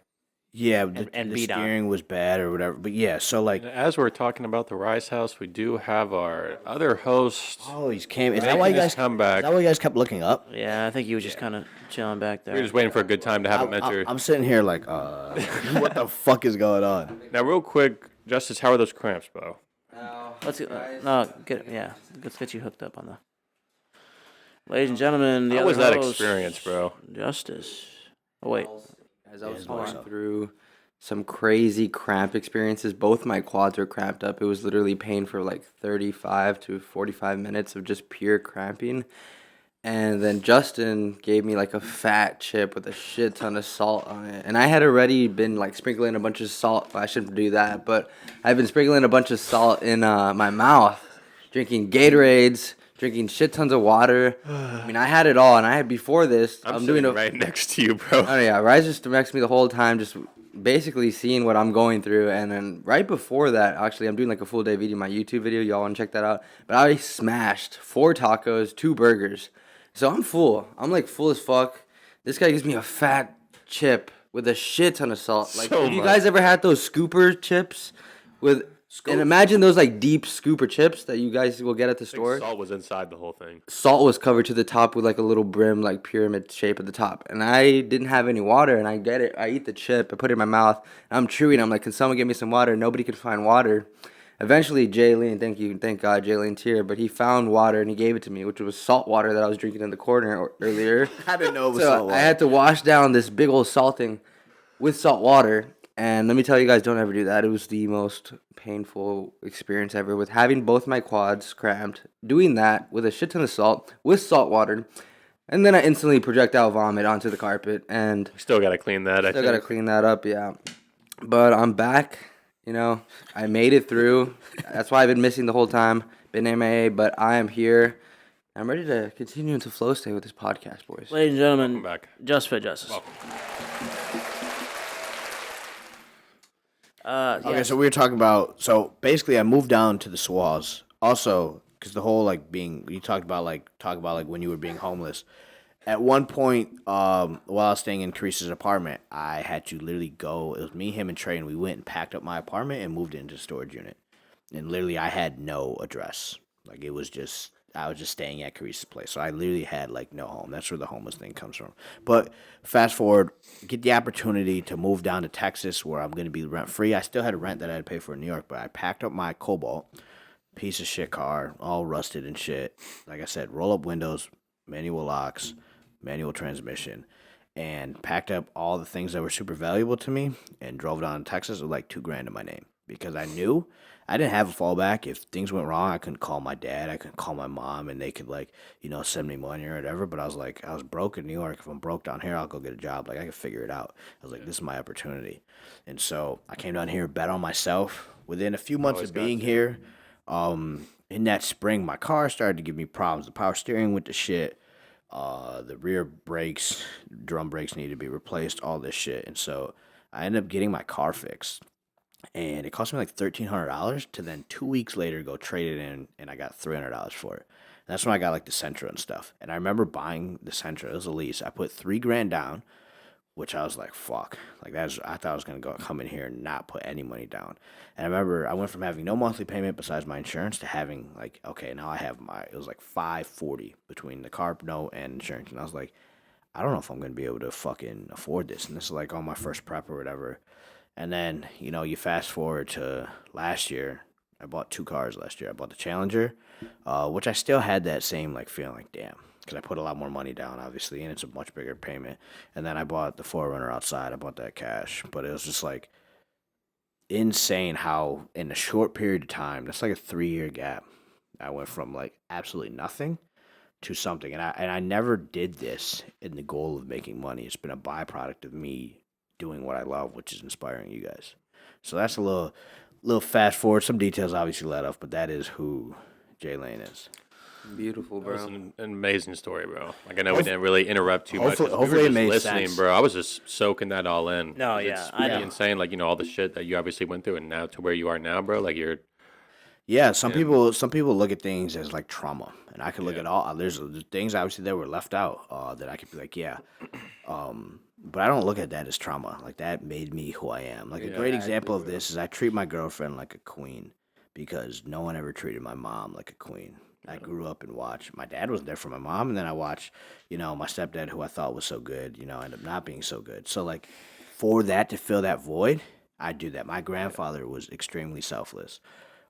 Give the shirt off his back, all that, and I carry that with how I am to people that I enjoy, like always trying to put somebody on.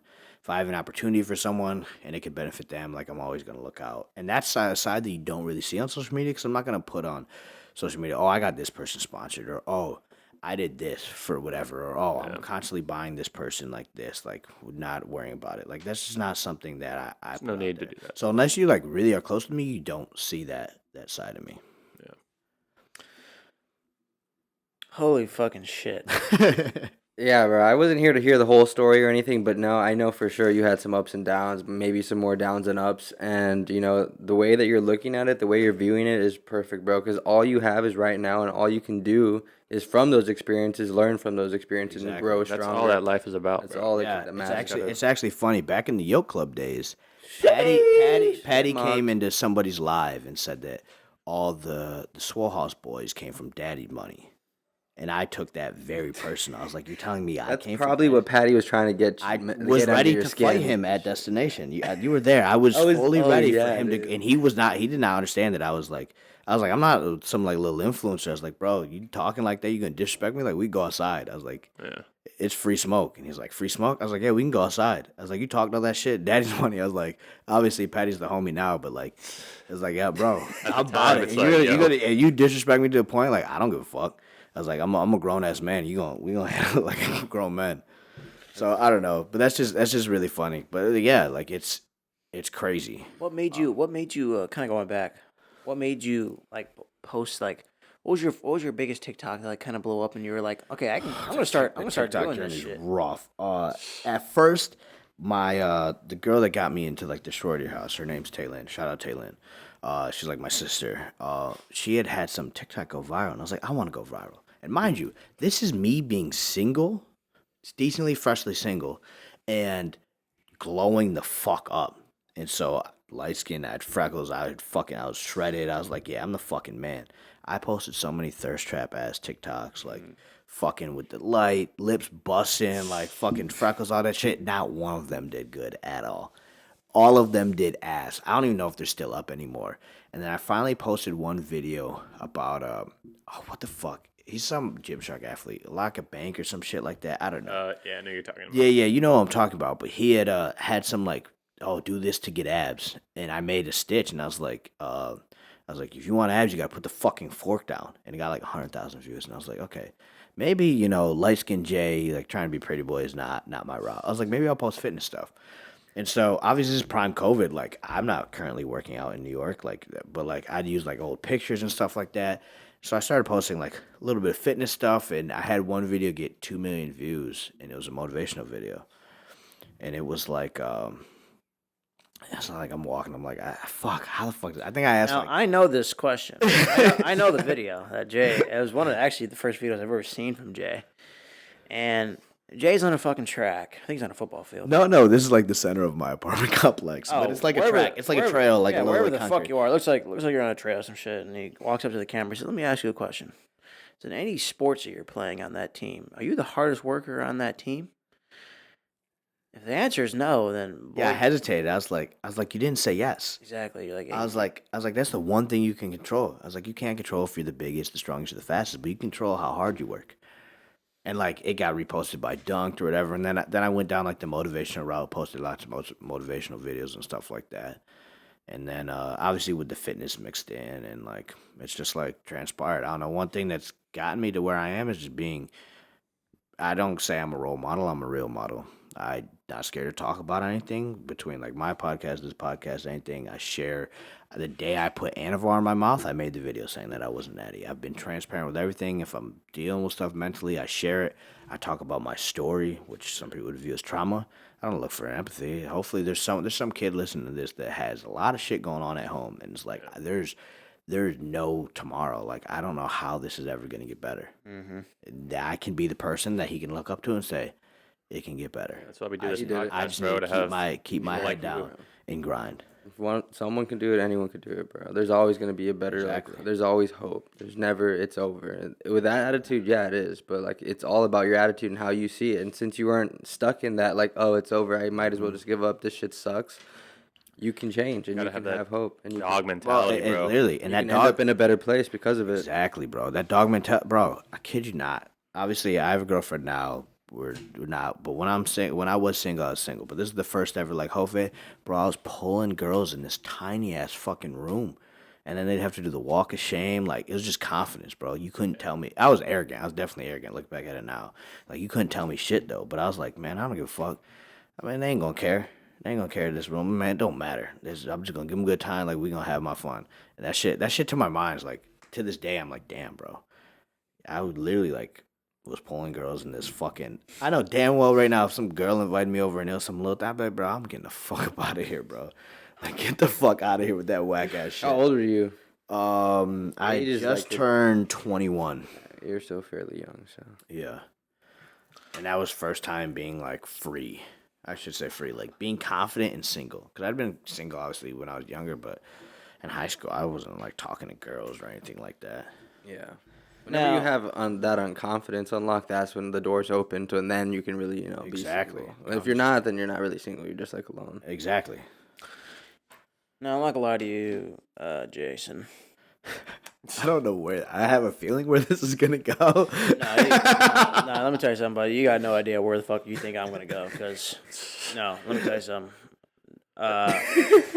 This rabbit hole that I'm about to take you down is not what you think it is. Okay. Personally, from what I've heard from you and your story, I'm a firm believer that everything does happen for a reason. I know you brought up that like you were supposed to be born as an accident. I don't think that's right. I don't think that's true at all. So I can tell you for a fact that I believe the prophecies of all of our lives are already written. And all we have to do is we're doing it right now. Like, we're fucking making every single day, like, counting towards any type of goal we have in life or anything, any insane thing that we could ever dream of. It's already written. Right? It's already there. And what you've been doing and what you've been told us is, like, you were given the worst cards, or I'm sorry, not the worst cards, but you were given shit cards in your hands, right? And what you said is that you dealt with the situation as best as you could. And I'm telling you here for a fact that everything has happened for a reason. The situation you went through with your mom, that happened for a reason. You moved down to Texas, that happened for a reason. You took a chance on yourself, that happened for a reason. You posted the first TikTok that got 100K views. Inspired probably thousands of kids that were probably in your situation. And you might not tell yourself, like, I don't know, that coincidence. Not coincidence, buddy. I think the big man upstairs has a plan for you, Jason, and I'm not even kidding. You're fulfilling it right now, and that's your prophecy. and I am honored to have you as a friend. I'm honored to have you as, I guess, on our podcast where you can tell these kids out here in LA, a live audience. I mean, I'm honored to have you here telling your story to other kids because you're the same. You have the same kind of hopes and like desires that I do, and it's that you just want to help, like you just said, is help as many kids that are in like that same situation or if not worse situations that like let you be the hope and let you be that light. So Jason, I know that, are you kind of religious? Are you? All right, so I was waiting for us to get into. So I grew up Catholic. As you guys see, I have a cross hanging from me, and so up until I guess like a few weeks ago, I have not been religious in the slightest. It was very hard for me to believe in it because of God of gaps. Like how do I combine science, which is what drives the world, with religion? Like I just don't see how that could work. And I've had a couple talks with people that are highly successful and older than me, and they're like, "You are a child of God." I was like, the things that you do, the way you are selfless, the way you show empathy, and all this, and it has got me thinking again. I'm like questioning my faith. It's not something that I've fully committed to because it is hard for me to just like fully commit to something that I don't have the evidence for. But at the same time, if it's called faith and you are searching for evidence, it is no longer a contract of faith. Because if you believe something, if you have faith in it, you believe it no matter what. If deep down inside, anyone listening is like, I have faith that like I'm going to be successful one day, and you have someone tell you you're not, that's not going to phase you. It doesn't matter. Even if you don't have any history of being successful, I always knew, I had faith that like I am going to do something with my life. Even though my circumstances say that I shouldn't, even though everything that's been thrown my way says I shouldn't, like I had faith in that. And so like I wear this cross because religion is faith. That's what most people associate with religion is faith. And it says dream chasers. It's about having faith in my dream. As of recently, I started to read like the Daily Prophets. I think I only made it to day 6. I need to catch up on that. But it's definitely been something like I've reached out to people asking. Like I reached out to shout out to Alex Eubank asking him like, how do I deal with the fact that there's other religions? How do I deal with the fact of like it's just like a bunch of like gaps and stuff? And then the one thing that helped me was a Neil deGrasse video, and it's kind of got me. I can't say that I'm fully religious yet because I know in my heart it's not quite there. But what I just said is, if you have faith in something and you're constantly searching for evidence to back it up, it is no longer faith. And he's obviously he's a astrophysicist and all that stuff. And I was like, that's a really good point. If I do believe, it doesn't matter. I don't need to search for all these different things. Like if it's in me and I believe, that's all that fucking matters. So that's where I stand on religion. I'm trying to like absorb as much as I can and understand as much as I can. But I'm not quite fully committed to where I could be like, yes, I am a Christian. So you said there was like some gaps. Do you have like an idea of like what those gaps are? Maybe we can help you, you know? So like a gap in my eyes is Multiple religions. Look at science. Before we knew what things were, you just say this is what God did, right? Is like people say God is almighty powerful and almighty good. Yeah. Right? That's a pretty common thing. How do you explain a natural disaster that kills thousands of innocent people? That is almighty powerful, but you cannot convince me that that is almighty good. So either God is not almighty good all the time, or he's not almighty powerful. And so like with like science and stuff, it's like, well, there's always an answer to everything. And that's what I think religion is. And for a lot of people, it's very beneficial. And so that's what I'm trying to use it as I explore more, is to maybe get some answers that I've been looking for.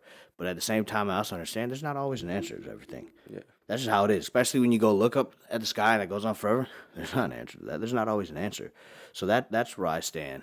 It's definitely something that, like I said, like my girlfriend is Catholic, and like her family like insists like she has to get married in Catholic church. And even if I hadn't gotten to the point where like I want to believe that there is someone above us like looking down, like I would still do whatever I had to make sure that she has that.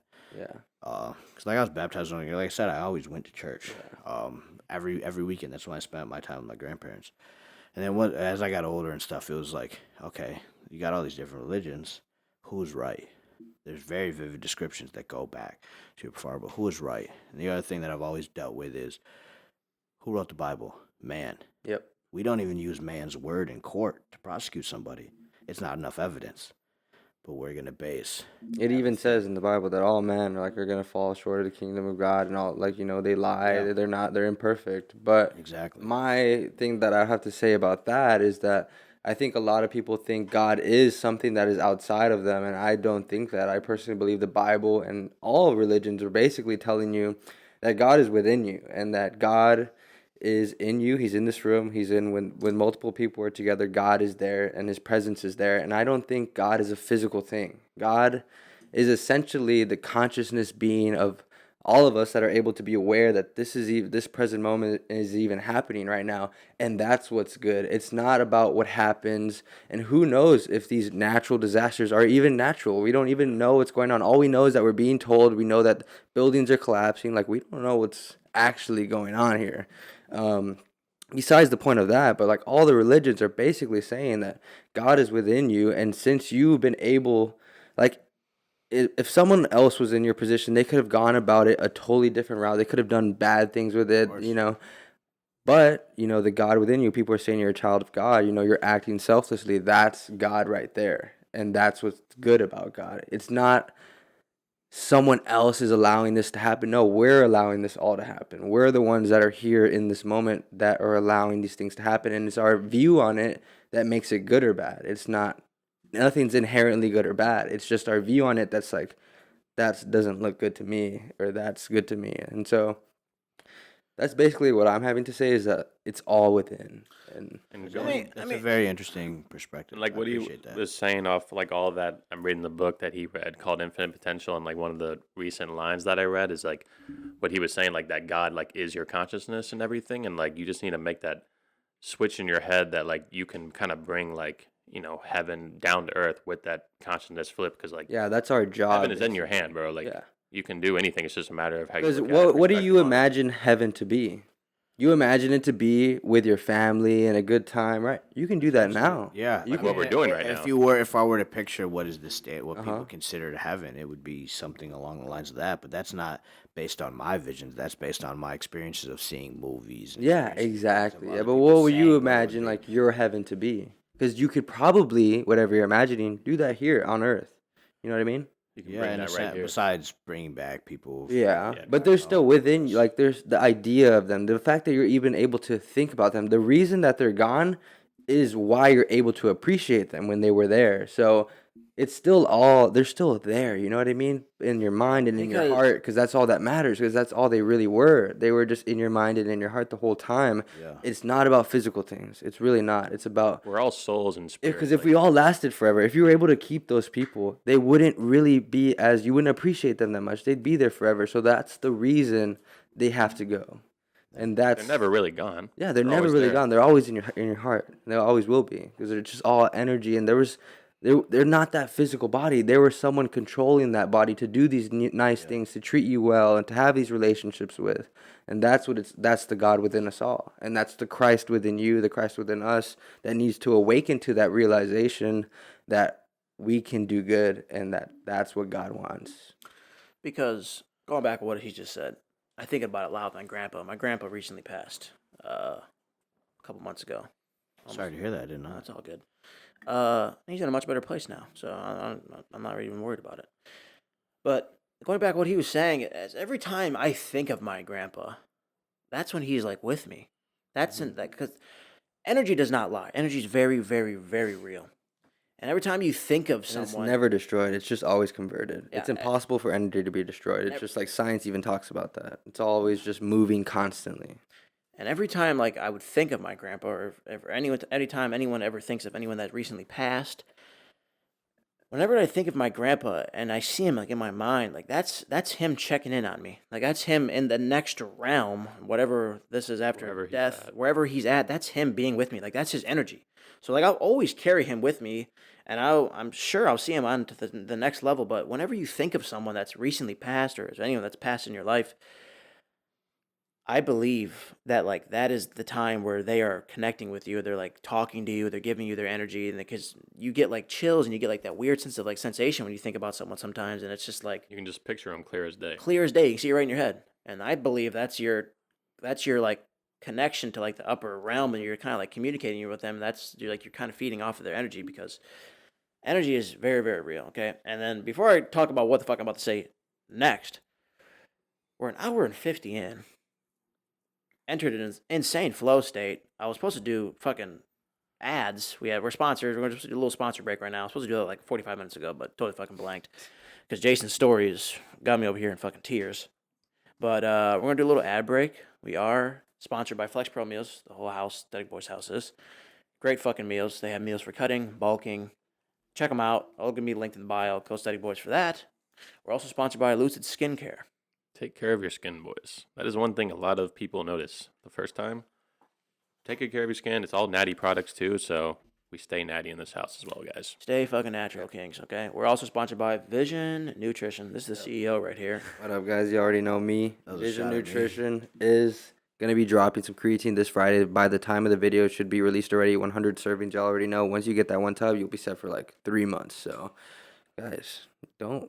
Like, you're going to lose your natty card. Just know that. So, once you take in this creatine, it's basically game over. It's wraps. Also, today, we taste tested some new pre-workout. And I'm just going to let you viewers know because you guys are special. So, I'm going to let you know the heads up and what's going to be happening, what we're going to be dropping. So, we came out with a new pre-workout. And the name is going to be Blitzed Pre. It is like a combination half in, half out pre-workout that is basically the in-between of our dialed, which is our focus everyday pump for energy and like again pump. So, and it's going to be in between the forbidden, which is just a super high stim. So you're going to get the best of both worlds with this Blitz Pre. And we're also doing a collab pre-workout, and it's going to be the Stheticboys pre-workout. So be ready for that. Me and Justice took this on leg day too today, and it was brutal. And obviously my leg day, I went so ham that I really couldn't even fucking make it to the podcast, boys. I'm sorry, but I was so blitzed. No, don't take it before a podcast. You might not make it. You might not make it. We were tasting a couple of the samples. Nothing's final yet, but the taste so far today was absolutely fucking amazing. We're gonna get some more samples in. Make sure it's just the perfect, best tasting pre of all time. Yeah, that's a very. I wanted to. That's like a perfect time to talk about this. Honestly, I'm very, very excited to fucking come out with our own pre with Stheticboys. I cannot wait to like have that literally come into a reality. But super, super exciting. Legendary, bro. Also, Regiment, Helimix, Code Stheticboys, best jewelry in the game. We're all sponsored by him, and Justice is sipping on a Helimix right now. So, got those ads out of the way. Jason, let me give you a little fucking answer, okay? Because as a warrior of Christ... Hold on, can I stop you? I feel like the answer is not going to come from somebody, though. No. I'm not talking about like your faith and everything. Come from me. Oh, an answer. What are we answering? No, listen. I'm about to give you a fucking answer.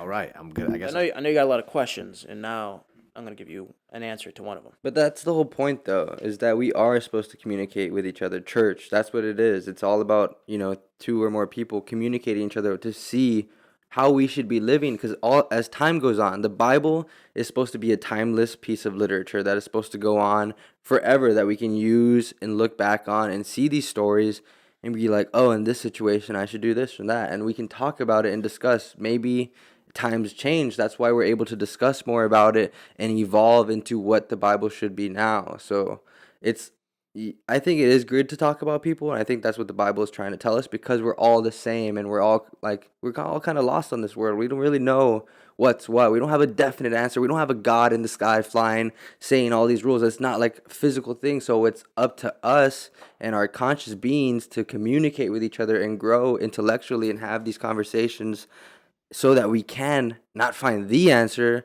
but somewhere get close to it, the best we can. Yeah. Whatever the fuck that means. Anyways, Jason, this is what I want to fucking tell you, okay? I'm listening. As a warrior of Christ. Damn. I need to go pee. As a warrior of Christ, I'm not even fucking kidding, bro, when I tell you this. I said this to Gabe on the last podcast, and I say it to, and I say this to a lot of people. And a lot of people that I care about, and a lot of people that I bump into. I say it to Joe, I say it to Justice, and I'm saying it to you now. When I look at you, can we get that fucking, can you fix that, G? Jesus, no. I mean, a fucking sound thing fell off. Jesus. All right, anyone back at home? I just plopped, bro. Oh, yeah, my bad. Thank you, G. G, you're a real one. Anyways, Jason, you listening to me? I'm hearing you. This is what I see when I look at you, and I'm not even kidding. I see a halo above your head at all times. and I see you have wings on, bro. Because I think you're a fucking saint sent from heaven. And, bro, Jesus Christ. Can we get that? It fell again.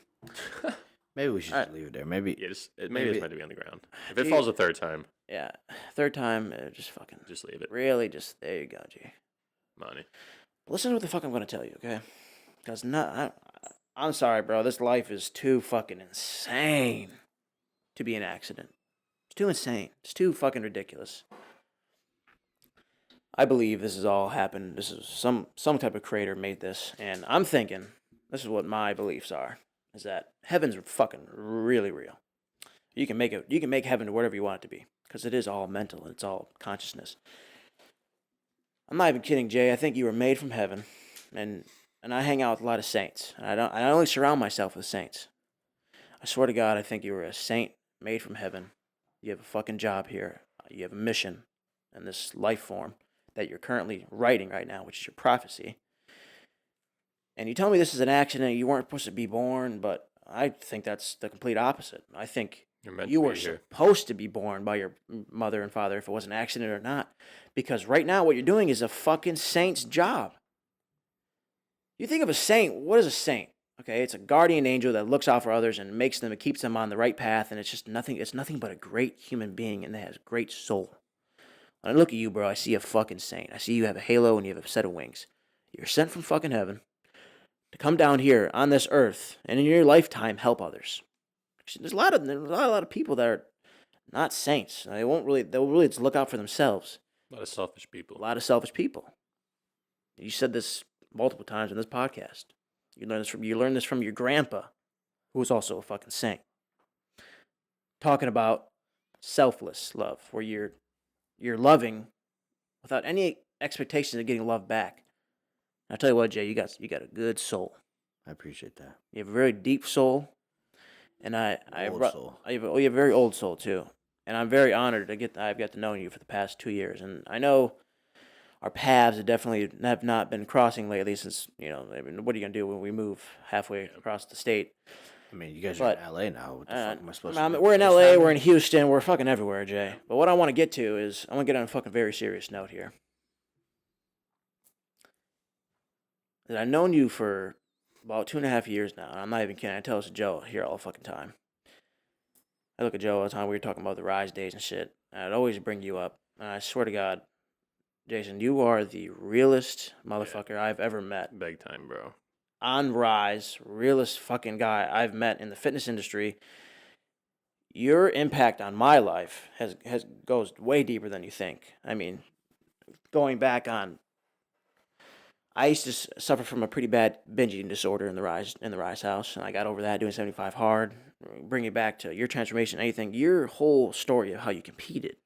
All the shit that you went through. I mean, the motivation that I get from you, dude, unbelievable. To this day, you're real as fuck, bro. You're one of the realest motherfuckers I've ever met in my life, Jason. To this day, I wear your Dream Chasers hoodie all the time when I'm doing my fucking cardio, which we're going to talk about here because I want to give you the spotlight on this Dream Chaser shit, because you haven't brought this up yet. But I wear your Dream Chaser shit all the time because, I'm a very energy-based guy. And when I wear your hoodie, I feel like you're with me. And that's what I think God has put you here on this earth to do, is not only are you making this brand of yours, you're being there for other people. Your energy is being there in other people's lives, and that's what a fucking saint is. So I'm going to need you to fucking figure it the fuck out over there, buddy. And realize... It will happen with time. Realize that, Jason, I think you're a fucking saint, dude. I'm not even kidding. You're the realest motherfucker I've ever fucking met. Actually. Cherish all the times, all the memories we have in the Rise house. And there's always that brotherhood connection, too. Yeah, and we haven't seen you in so long, but it's still just fucking... I haven't seen you in months. We just picked it up like it was nothing 2 days ago. Now you're on my fucking podcast. There's always that real love there. It's nothing but real love with you, bro. And your energy is just... You're on the same frequency as us, bro. That's why it's so easy to get to know you. And, God, I was able to get to know you. You also essentially saved my fucking life in the Rise house. Anyone who doesn't know, back at home, or anyone watching, there was one night I went out to a club. And I got so fucking drunk. No, let me tell you something. I got so fucking drunk. Till that night, I have never drank since, to the point where I'm even buzzed, because bro. This is what was going on. I was doing keto at the time, so I didn't have any carbs in me. I was doing keto for about 2 weeks. Fully, I was probably entered in ketosis. Before we go out to this club, we go out to eat some fucking big ass burger with sweet potato fries. First ever carbs to go into my body. So I'm like, yeah, fuck it, I'll carb up before I drink. Fuck it, whatever. Carb up, and I'm drinking so much fucking alcohol. I don't even remember, bro, like how the fuck I even began to drink that much alcohol. But the only thing I do remember is like, there's a video that Eddie actually has. Anyone doesn't know Eddie, he was a photographer. He's Jay's guy right now. But Eddie has this fucking video. I'll never forget this. The last thing I remember, I'm doing a fat fucking pull of Tito's. I got the fucking bottle all the way up to the ceiling, and I just got a stream coming down like it's a fucking waterfall. I'm just fucking down in Tito's. Last thing I remember before I fucking black out and I throw up everywhere is I remember telling myself, God, it's really fucking loud in here. And then I just don't remember anything. But I was informed that I threw up all over the table that we were in, the corner we were in. I threw up all over the bouncers, threw up all over the ground, threw up all over myself, threw up all over my bed. I don't even know how I got home. I think Dimitri was in the Uber with me. Yep. But you came home, and I was kind of like a consciousness. I was kind of like up when you came home, but you were kind of like checking in on me and shit. So essentially saved my life. I'm not even kidding. But ever since then, I'll probably never fucking drink again. Because that was actual all it takes. It's a life one really bad moment, and you're like, some people will be like, "Oh, I'll never do this again," and then they go and do it again. Nah. I had mine on my 21st. I got crossfaded. I drank like 8 shots in an hour and smoked for the first time in like 4 or 5 years. And only time I've ever blacked out and throwing up. And I'll go out and get sauce, but I will never get that sauce again. Yeah, there's no point, bro. Like, why put all this poison into your body for a night you're not gonna remember? I couldn't fucking do it, dude. You're probably gonna yak, and the next day you feel like shit. Yeah. No, it's just actually. like. Have you told the story about the butterfly on your leg? I have not told it yet on this podcast, and I'll tell you what. I'll take credit for that one. Here's the fucking time to do it. Ladies and gentlemen, I have a tattoo. I'm sure you see it right here on the podcast. I have a butterfly on my shin. I'm in the Rise house, and I'm going through it. I just moved down to Texas. About a month before that, not even a month, I actually think 2 weeks before that, I break up with my ex at the time. And I'm fucking going through it. And this is why everything happens for a reason. Going back to, this is a prophecy, bro. I swear to fucking God. Because I had the opportunity to move to Texas. Like, I just broke up with this girlfriend of mine, and I'm just like, bro, what the fuck am I doing with my life right now? Like, I just dropped out of school because I was fucking hating that shit. I was just working full time, doing that. I was doing a TikTok, not full time, but I was doing TikTok, and I got invited down to live in the Rise house. And I'll never forget, I sat on my fucking bed, and I'm like,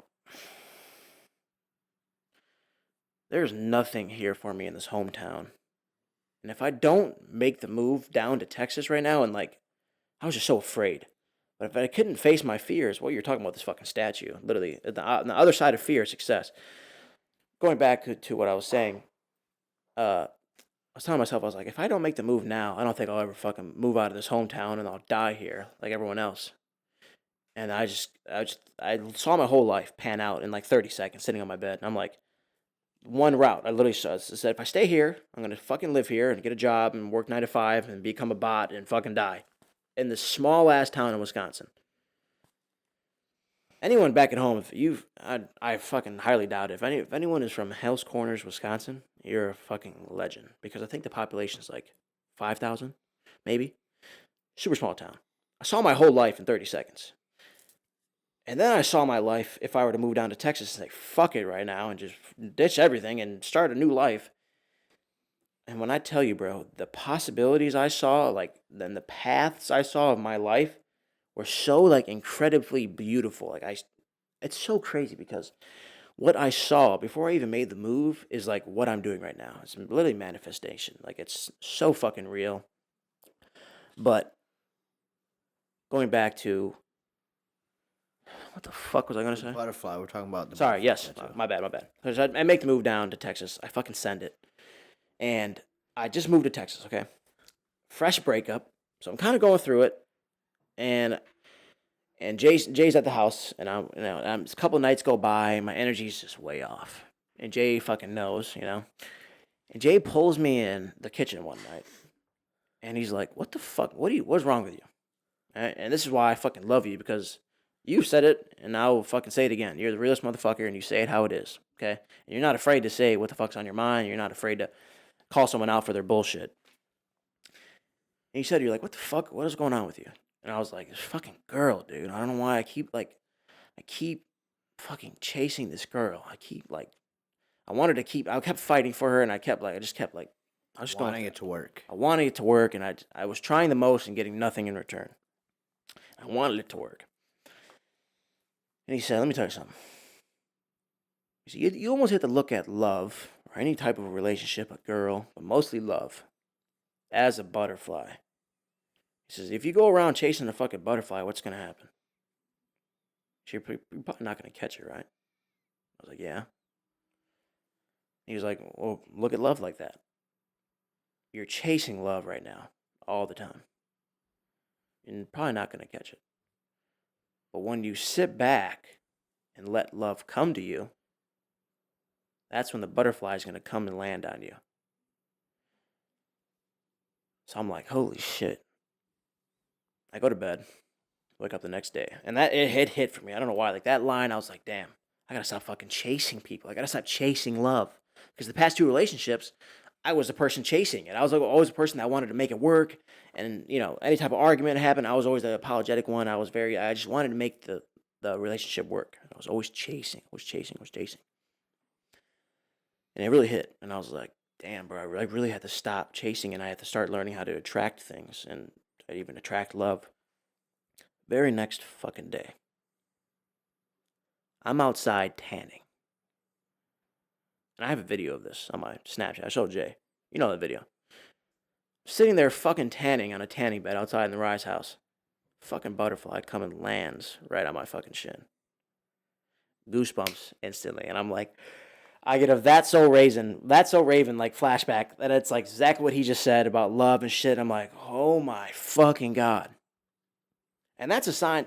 This is going back on my religious part. I think that's a sign from God too. I'm not even kidding. I believe that is a sign for the universe, God, my higher self. That's not just a coincidence. That's not a fucking A butterfly is not going to land on you the day after that realization. Not a fucking coincidence, okay?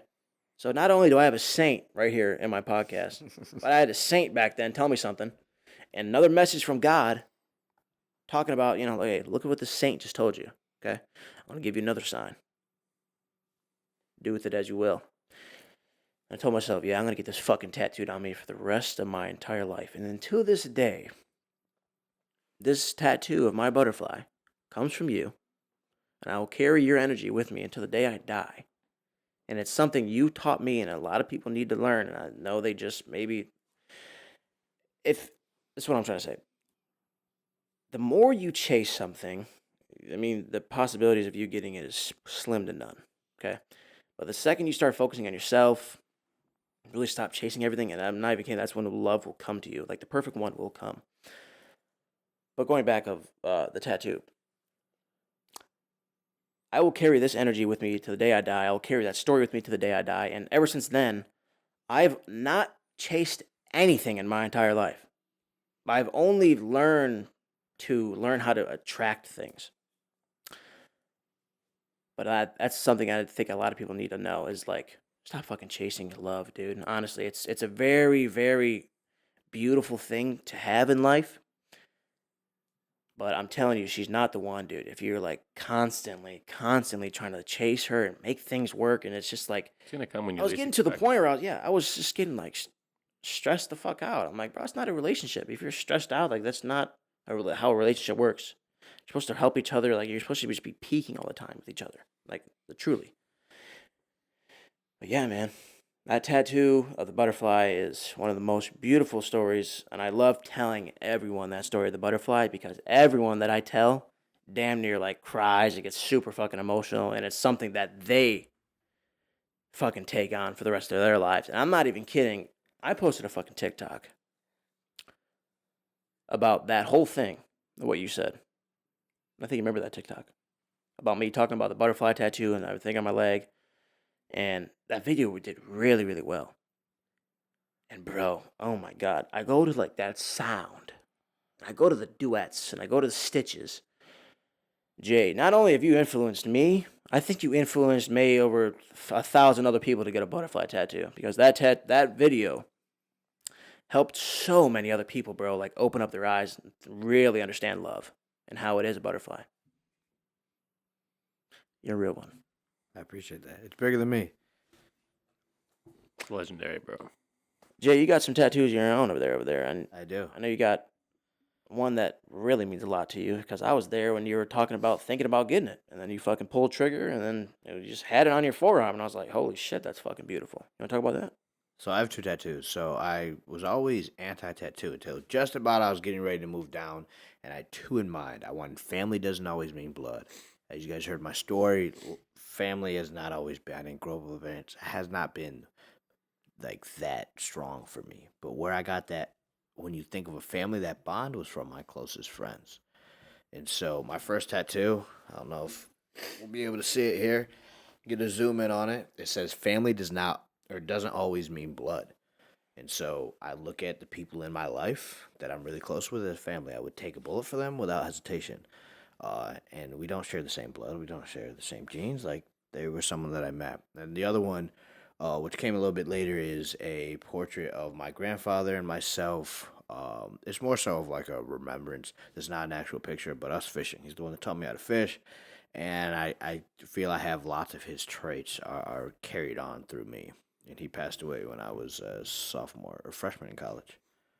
Do you have any future plans for any more? There's nothing else that means that much that'd get tattooed on me. Maybe something chase your dreams based to finish out the forearm, maybe, but like there's nothing, at least that I've come across, that's like, oh, this really hits to where I want this on my body for the rest of my life. I also those are 2 beautiful pieces to have. So yeah, and realistically, I have my forearms. That's it. I'm not gonna do anything else. Like, yes, a calf tattoo would look sick, but then I cover my dope ass calves. I'm a bodybuilder at the end of the day. You can't really cover your calves or your legs, bro. Exactly. So like, this is really it. Maybe something to finish it off. But I also don't like a tattoo that's just like it's got a bunch of clouds or a bunch of roads to fill it in. Like, I want substance. Yeah. Like, it's the whole portrait that covers this up. It's the sky with the horizon and the water. The whole scene. Right. Versus just, oh, we're just gonna fill in the gaps. I don't like that. So eventually, it's a question I get a lot. But What's your favorite color? Probably like this shade, a little bit lighter than this blue right here. Maybe something like that. Oh wait, it just changed. Never mind. Something like this. The blue. Hold on, Jay. Don't worry. The blue one. How's that? Oh, that's beautiful, man. That's orgasmic. Yeah, it is. Tell you what, we're gonna change the whole. About to have it right behind goddamn- you too. You're gonna be glowing. Shut up. I was gonna say, if you guys, I want to answer all your questions. Like, I'm We have a shit ton of answers. Now we're just gonna go like do a little rapid, and then we can finish up. I want to finish up. We can fit. Oh, damn, my nigga. This podcast might be 2 hours, which it already is, or it might be fucking 6. Okay, figure it knows? out, buddy. Okay, this is what I want to tell you. We're I thought you were gonna ask me something. Jason, I got so many goddamn things I gotta tell you, but I'm here's not gonna lie. I think Justice is cramping again. So. he is also no, cramping. he's gone. He's not coming back. Ever. He Despawned. spawned. But he spawned in for a very good time. So that's legend. Look at that, man. Blue World. Damn, So bro. now that we're in Jason's blue world, I want to ask you a couple questions. All right, man. All right. Let's see. I mean, this is going back. I'm not really. Anything. There's nothing that I feel uncomfortable talking about. Oh no, trust me, I don't give a fuck. We can talk about whatever, buddy. If you told your past self, and these are questions I got from the questionnaire. So these are from questions from the audience. Again, we can't trust this enough. We want to hear from you guys. So anyone, any comments? These are comments that I'm getting from the last YouTube podcast. So any comments on the podcast, I'll be always asking them in the next one. So let us know what you want to know. Let us know what's on your mind. See if we can answer any questions for you. This is also questions from the Instagram poll that I posted. But before I ask you any of these questions, because these are going to be, I'm going to ask you these questions, and then we're going to end off of a really good note. And I really want to talk about your dream chasers. I want to talk about that whole story and shit like that. But anyways, I'll get back to that. If you told your past self you'd be here today, would you believe it? No. Not the And slightest. why? It depends. Well, it also depends on what version of my past self. Say you're just like Like, if we're talking me when everything was going down, I was living in the closet. Right. I wouldn't have fucking believed that. You told you laughed. You probably laughed in your face, right? Like, yeah, fucking Yeah, right. man. bro, my dream car was a Challenger in general, a base model Challenger. Nothing fancy. Like, I remember looking it up. It was like 28,000. I'm like, where the fuck am I gonna get $28,000 from? And so, like, if you would have told me that there's been some months in which I've made more money than my mom made in a year, I would have told you, yeah, when I'm like fucking 40. You're like, yeah, you're gonna do it, but you're gonna do it doing like what you love, and it's gonna be a byproduct of people really fucking with you and wanting to see you succeed. I'd have been like, yeah, my fucking ass. I think I'm in the same boat, bro. I mean, and that's not that, like, if you would have told me before I even started doing social media that I'd be in this position, because I was going to school for photography, videography, I would have been some type of a fucking. This thing's bothering me. I'm gonna just set this right here. Ladies and gentlemen, for anyone back at home that's not Actually, watching I probably on YouTube, shouldn't point that at the audience. My fault. She got a little scared. It should be alright. yeah, the live They're, audience. they're good. Anyone that's not watching this on YouTube, Jaylane just pulled out his fucking gat and he put it on the table like him. So figure it out. Anyways, what the fuck are we talking about? What the fuck were we just talking about? Yes, you're talking to your. Oh, before I get into that, what do you think of these? Man, get right, man. What do you think of these? I was waiting for them to come on. I don't know why we waited so long. So now that I was waiting for us to enter flow state. Now that we're officially in flow state, yeah, I would have told myself, because I was going to school back then for videography, photography, I would have been like a fucking freelance photographer for the rest of my life. I was just like, dude, that would have been not it. So yeah, I would have definitely laughed at myself if I would have told me. And this is, you gotta think about it. This is obese Justin. This is obese. Like, I used to not weigh how I weigh right now. I did not look who I used to look like. So you're telling a kid, that was in a relationship, going to school, working full time, literally hated his life, didn't know what the fuck was going on. And you would have told me, hey, by the way, in about a year and a half from now, you're going to probably lose about 170 pounds. You're going to have a good bit of following on social media, and you're going to be an influence on a lot of people's lives, and you're going to help as many kids as you can. I would have said, yeah, fucking right. No, I swear to God, I would have laughed at that, Justin, because there would have been no fucking way. Because before I even got into the gym, I not as saying I accepted my life for what it was, but I was very content on the body that I had, and I had no intentions of helping my temple at all, which is my body. I had no intentions of becoming healthier. Maybe down the line, maybe something would have happened. Thank God it did. This was a heartbreak, what got me into the gym, but regardless, yeah, I definitely would have told myself, you're smoking dick. What about you, Joe? Straight glizzy. Honestly, I would probably take it back to like freshman year of college. Like, I was in the gym and stuff. I really wasn't posting on social media. I was just in college to get pretty much a basic business degree and do something with it. But I had no clue what I would do. I was just like, business sounds good, sounds safe. So I was like, fuck it, I'll just major in something with business. And then freshman. What the fuck did you just say, Jay? So where's my pair? Fuck going on here? Motherfuckers rationing. Pair of what? Sunglasses, man. Oh Oh shit. shit! Exactly. I don't have any either. Where's so. Joe's pair, man? What's going on, man? We're We're usually wearing shades when we're high as fuck. But we're not high right now, but I just think these are fucking sick. They're insane. Maybe you want to like wear those? You want to throw these Nah, on? man, I can't do that. That fucks up the flow. Yeah, you don't. You never in life, Jason, which I respect you. You never want to stop the flow state. Can't. Does that make sense?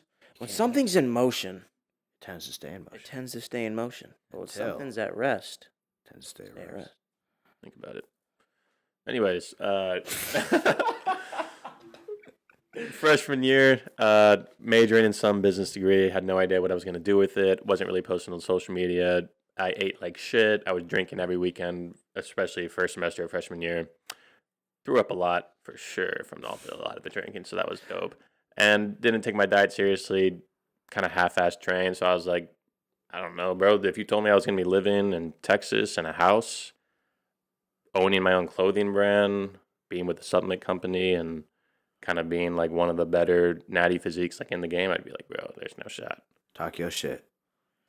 I'm Joey- saying what a lot of people comment. So Joey, not trying to toot my own horn, but a lot of people just say that. So, but yeah, I definitely wouldn't think I'd be here right now, but I'm glad I am.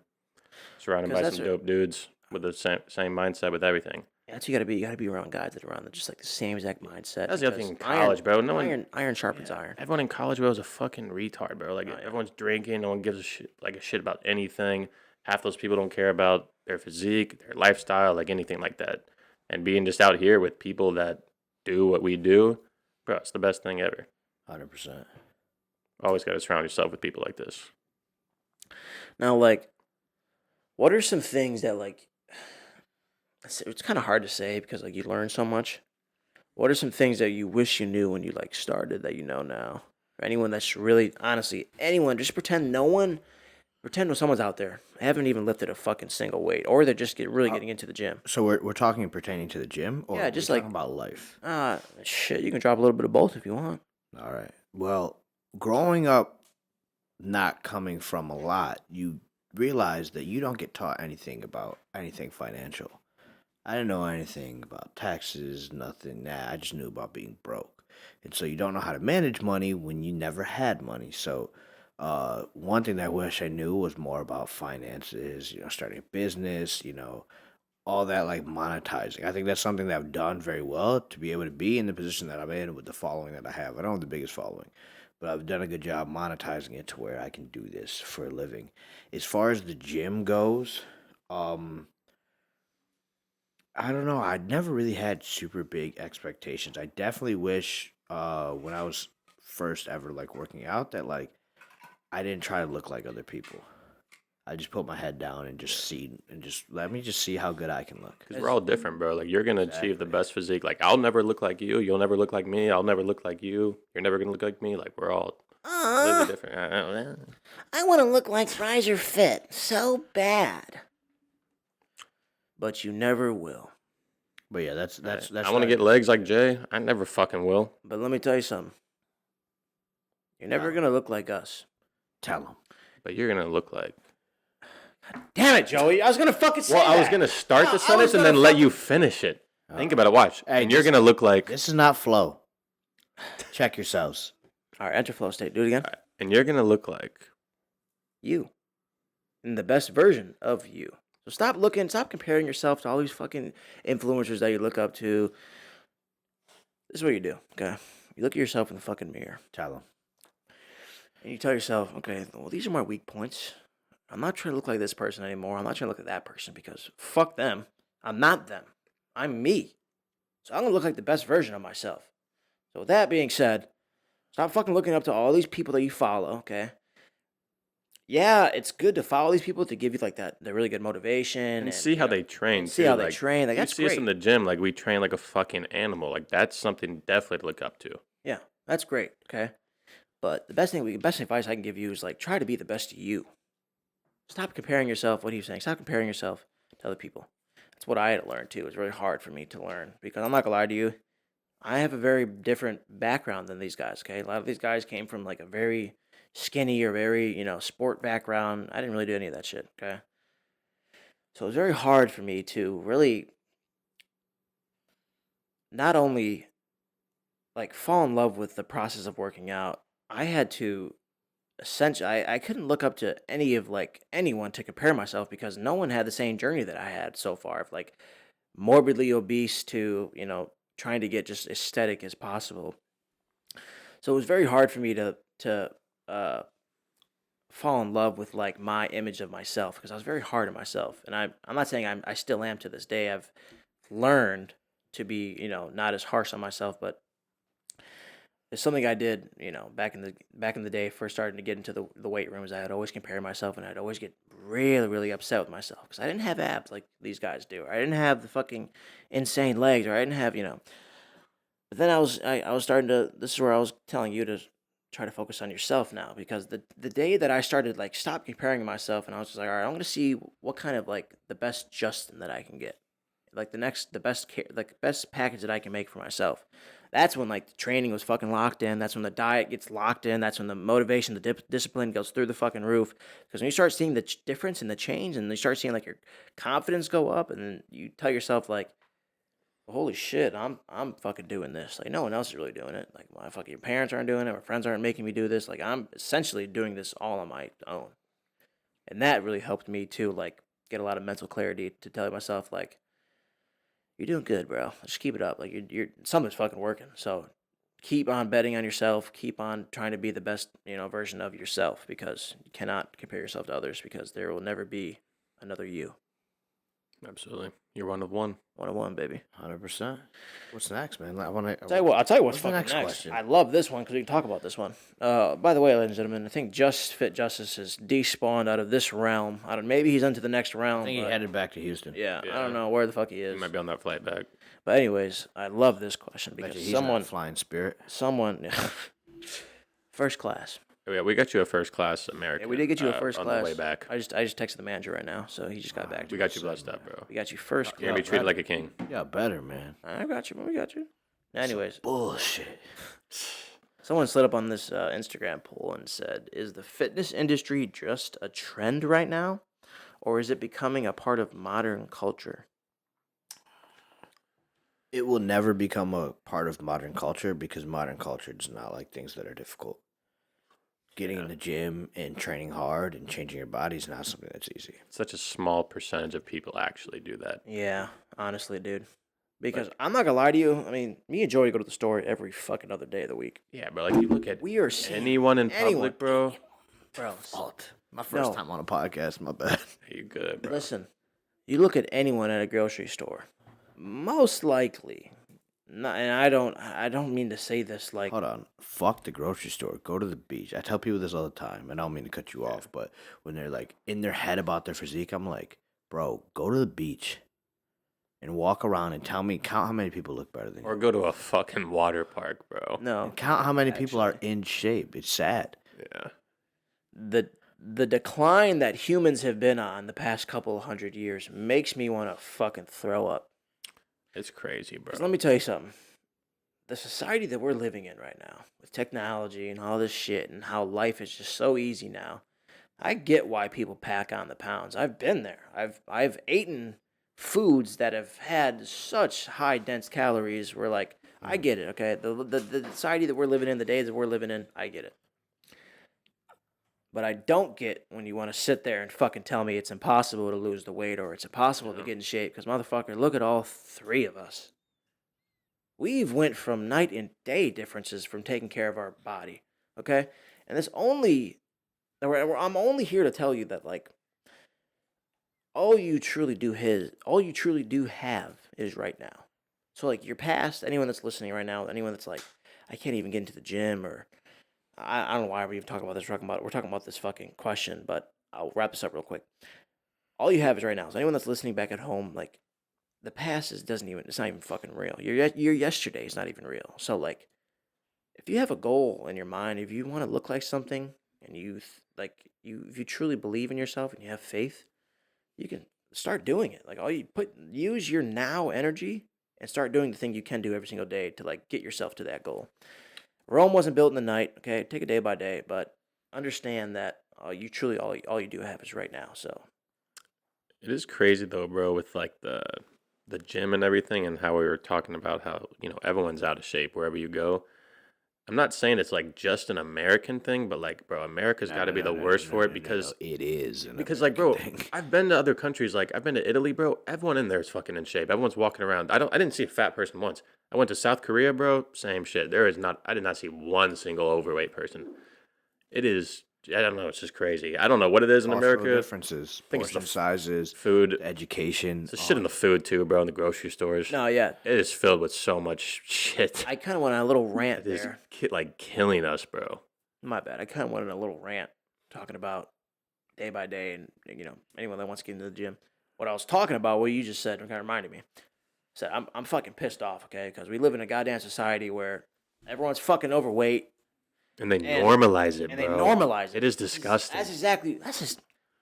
Sorry, bro. I'm on the same wavelength, bro. You take one more word out of my fucking mouth one more time, we're gonna have a goddamn problem. You gonna spank me? Just flow. Anyways, no, it's a beautiful flow state because we are finishing each other's Sentences. Oh my okay, god. fuck you.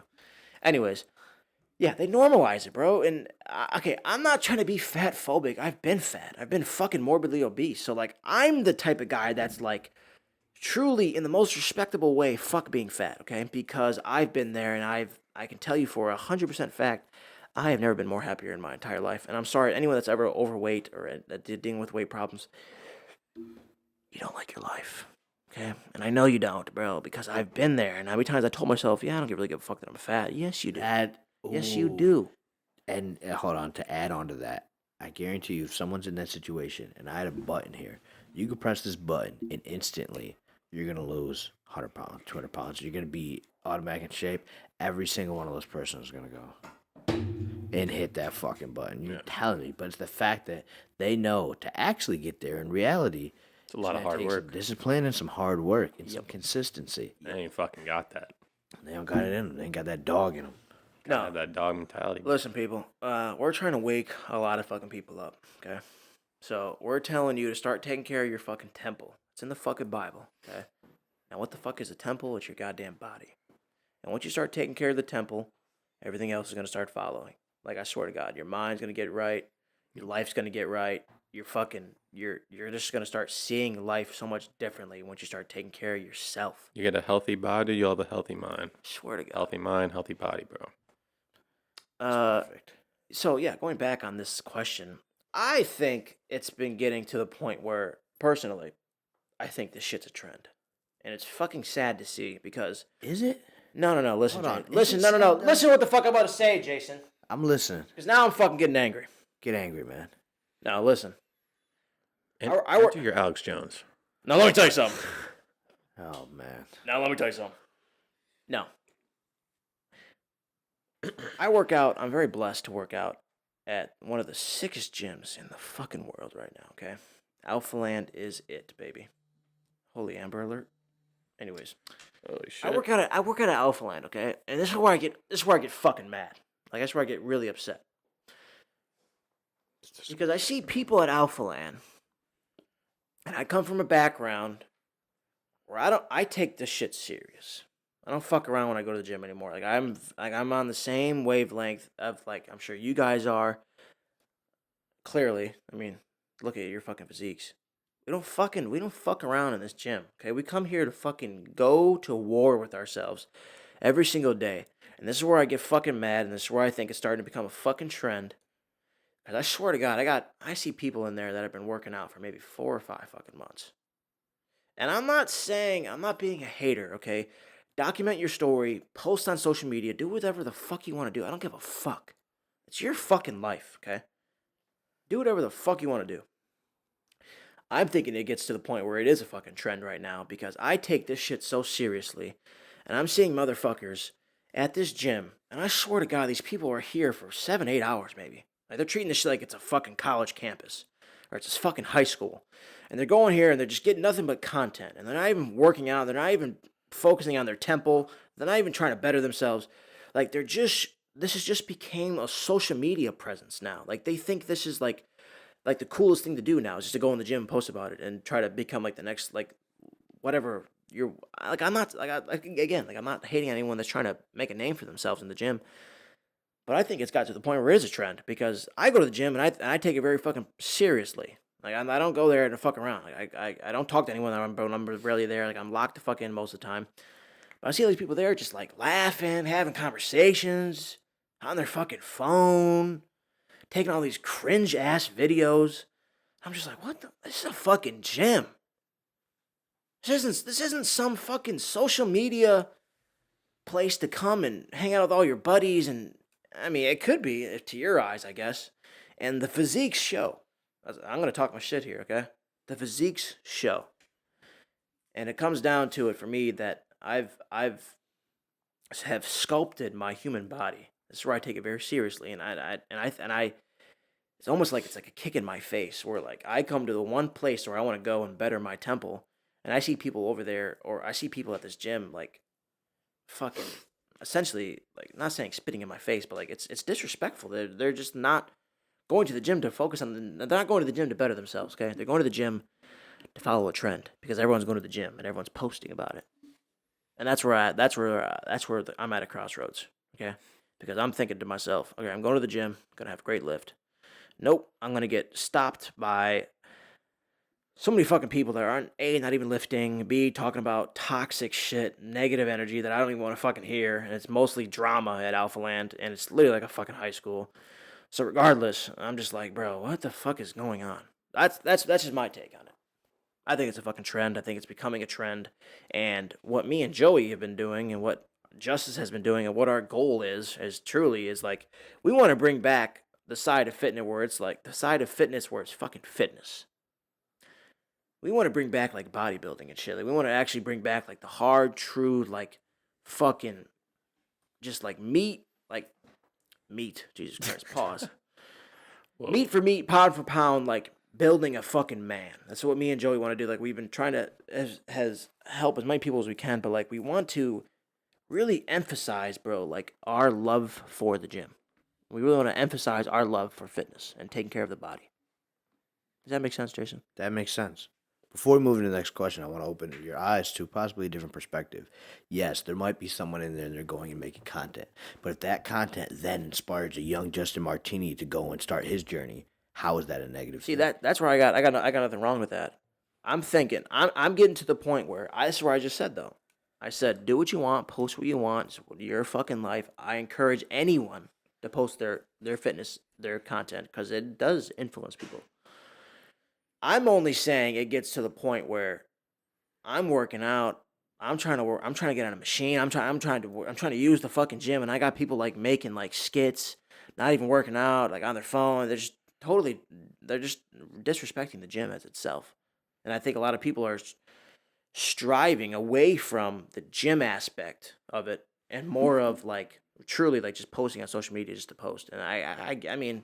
Yeah, Pick your poison, but 100%. I'm going with the gym every time. I'm sorry, like this is my job as a content creator. I understand that, like that's why I have a perfect balance. But I feel like a lot of people are leaning towards more of the content side of it more than the fitness side. And I heavily am on the fitness side because it's changed my life so dramatically. And I've died out. Like I said, I don't fuck around when I go to the gym. You know, like Yeah. And you can tell too, bro, by just like the training style of some people, like who kind of take it for real and not. Because I see a lot of people, bro, like their last rep on their last set looks the same as their first rep. Like they're not like pushing themselves. They're just kind of like almost going through the motions. And sometimes they're going like, they're doing sets and stuff like so fast, like so rapidly. They're not even like getting a contraction of anything. I mean, granted, we could say something, but a lot of the times too, like nowadays, bro, people would be like, "What the fuck? Like, why are you gonna?" A lot of people won't even take the advice that we give them because I've experienced that firsthand. Like some kids, I'll say like, "Yo, maybe you should try this." I show them, they're like, "Oh my god, thank you." Sometimes too, though, I say, and they're like, "Like, what do you know?" Or like, I don't know. Some kids, Yeah. yeah. I mean, it happens. But There's just a lot of different. But they also, as someone that's very into bodybuilding, like I'm on the verge of going pro. This is something I'm willing to die for, is going pro. It's kind of just like when you see some 170-pound dude and everyone's listening, like, what does this dude know? Or a better example, I led with that example because it's just like a girl that's got a fat ass because she's got good fat distribution. It's all in her butt. And now she's like some gym girl. And then you watch like her workout videos and like, you literally just, you're not really lean. You don't really have that much muscle. You just have a nice round butt because that's where all your fat is stored. Yeah. And like the general public doesn't really decipher the difference, or they just think because some video's high quality that like this person knows exactly, or if they're very confidently speaking, they know exactly what they're talking about. Because there's so much information out there. You can literally Google anything or find a video on everything, but it's about deciphering where to pull your information from. Yep. For sure. I love it. Jay, that was pretty much it for like little questions that we did have. But now we're 2 hours in. We're 2 hours and 30 minutes in, and I want to wrap this bitch up. And I want to wrap it up on a great fucking note. All right. Tell us about this Dream Chaser brand that you got, because we haven't even really heard about any of it on the podcast. And you're going from homeless to becoming a Dream Chaser. Tell us about it. Well, can you pass me the hoodie that's right there, Eddie? Like, what made you like what came in your like what made you like Maybe it's Dream not right Chaser? there. Like, what's the whole story? I want to hear everything about it, and I also want you to tell the people the So future. the first ever design is the hoodie that you're rocking. It's the first. Actually, no, that's Cap. It was just my big thing was like I just one day was like a dream means nothing if it's left on a pillow. And that's like the quote. Originally, the first ever quote was like, "How bad do you want it?" And like that's gonna be the dictator, the judgment. Are like, all right, if you want it bad enough, you're gonna make it happen by like any means. Because like when I went 136 days in a row, there'd be days that I have to get up at 5 in the morning and go to the gym because of my schedule. That's just what I'd have to do while working full time and in school part time.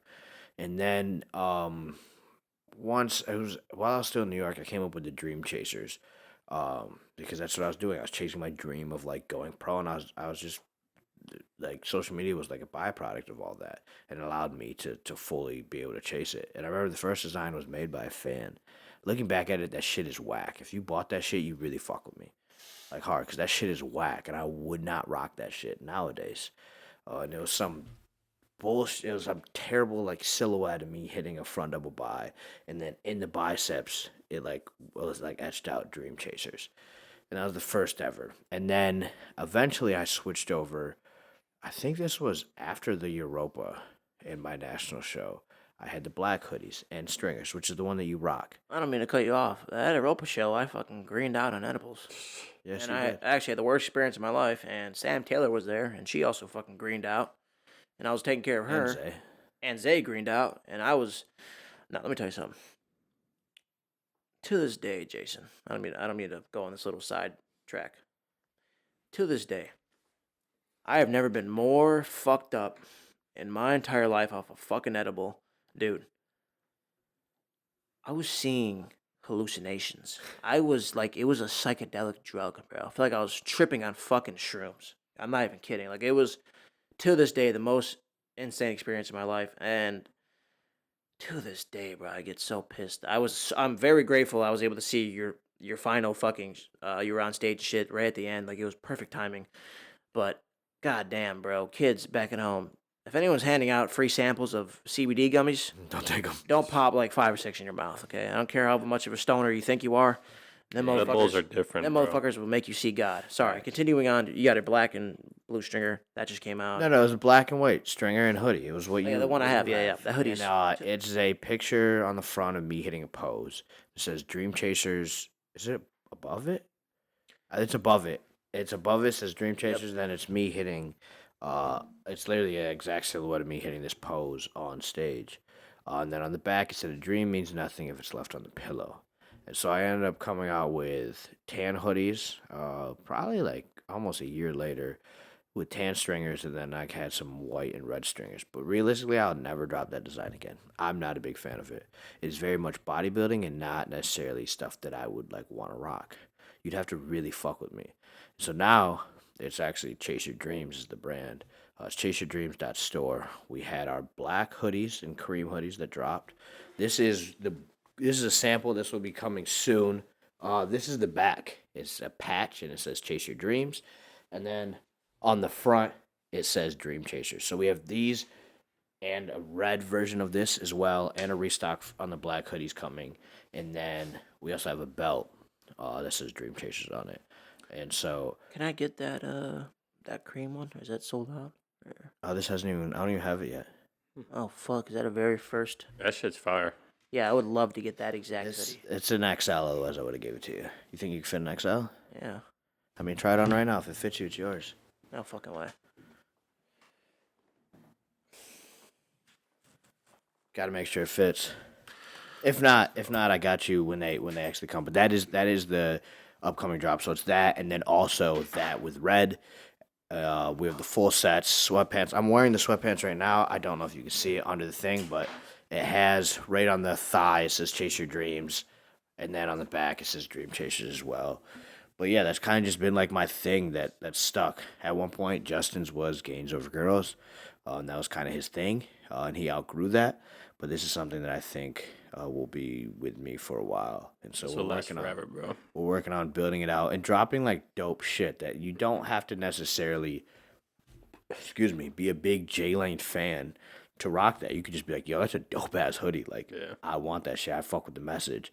And the goal is to build a community of people that rock it, that just are willing to escape the 9 to 5, are not willing to give up on their dreams for any amount of money that they're going to get paid from working some desk job or working some whatever job, and is willing to sit there and go through the process of chasing their dreams. How's that looking over there, bro? How's it fit, man? I'm having a hard time putting on my fucking bandana right now, so give me a minute. All right, he needs a minute. If this will be a true showcase of the work that Justin's put in, because he never wore an XL before. I never wore an XL. Always a double XL, if not triple XL, pushing it. Well, ladies and gentlemen. Let me see the back. Come on, baby. Yes, sir. Chase your dreams.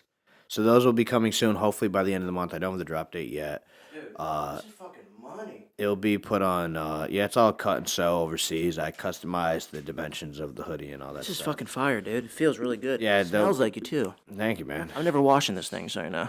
All right, that's fair. It works for me. But, so we definitely try to get really good quality. Eventually, once we get to the point where my margins can be lower, I'd love to make a lot more affordable. Right now, I think it's like $60 for a hoodie, which realistically is pretty standard in the industry. Nice There's some hoodie, people that bro, could, it's patched on the back, stitched in the front, like it's the real deal. And then we have the joggers. I guess I'll stand up so you guys can see the joggers. Damn, bro, Jesus Christ, Jason. that little nigga don't. I want need you to stand up. I need you to figure it out over there, man. So we got the patch here, and then I'm not gonna turn around, but on the back it says Chase Your Dreams. So we got the matching sets. The quantities aren't super high for the drop, so if you guys are wanting to get it, make sure that you are in the Discord for the early access because it will sell out super fast. But that's like the main thing we're working on. I also have like my Thick Thighs Save Lives. I that's more like merch, necessarily like a brand. It's like separate. It's not on my actual website. It's got its own website, its own Instagram and stuff like that. So those will be coming by the end of the month, and then short stringers and probably oversized tees moving forward now that it's hot as fuck. Oh yeah, bro. Jay, I want to wrap this fucking podcast up by saying, I said it once, I say it again. I am honored to have you as a friend. I'm honored to have you on this podcast. I'm honored to have you. I literally already said this before, but I'm so glad that you told your story because I really think a lot of kids are not only going to relate, but they can look to you as like hope and a light. And I said it once, and I'll literally say it again, that you're a fucking saint. And I've known you for, about as long as he has, and Longer. I still I met you longer. first. And I learned a lot of things about you that I never knew about. So Yeah, as no, much honestly, as I know, this podcast was fucking dope. as much as you know about a person, bro, there's always shit that you're gonna find out. There's always course, there's new always stuff you're more. gonna know. I'd love to get you on another fucking episode, bro, because I'm down. The possibilities with you. Next time I'm in Houston. Let's do it, dude. Yeah, if you guys are listening to this episode and you guys want to see me back, let me know down below. And also, if there's any questions, either more details about stuff, I'm literally an open book. I'm willing to talk about anything. So I literally don't give a fuck. So if there's something I went over or you want to know more on my insight on this, just drop them down below. Make sure you guys are leaving comments. Also, on YouTube, it doesn't cost you guys anything to leave a like or leave a comment. Even if you can't watch the full video, it goes a long way in supporting the podcast. Appreciate you. It really does. You're a fucking king. Let them know if they can find you, bro. Jaylane on Instagram, Jaylane on YouTube, and Jaylane Fit on TikTok. Oh yeah, bro. Jay, you came a long way. Yeah, man. LA's far as fuck from Dallas. Not only did you come from all the way from Dallas to LA, you essentially came from being homeless, not knowing what the fuck was going to happen the next day, to getting your dream car, living essentially the dream, and you Dream girl. fucking dream girl, and you put it Dream Chasers brand. put it on a fucking hoodie. Yes, sir. Legend. With all that being said, what's your last little note you want to leave with these people? Oh, you guys do this too? We do. Did we Damn. catch you off guard? Surprise. Nah, I'll pull some shit out of No, my. I'll tell you what. Think about it for 30 seconds while I say Okay. this. I'll leave you off with this one last note that I'm going to say. Never, never, never chase. Only attract.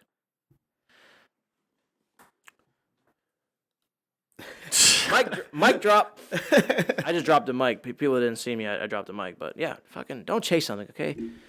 Never chase anything. Don't chase love. Don't chase a fucking girl. Don't chase anything, okay? You learn to attract things in your life. Focus on you, king. Or if you're a girl, focus on you, queen, right? Absolutely. Things will come to you. Beautiful things will come to you. Love will come to you. You know, that job you're been manifesting, that will come to you. Your dream physique will come to you, you know, with time. But keep focusing on you, and great things will happen. I promise you. Joey? Yeah, I'll end with something we talked about earlier, bro.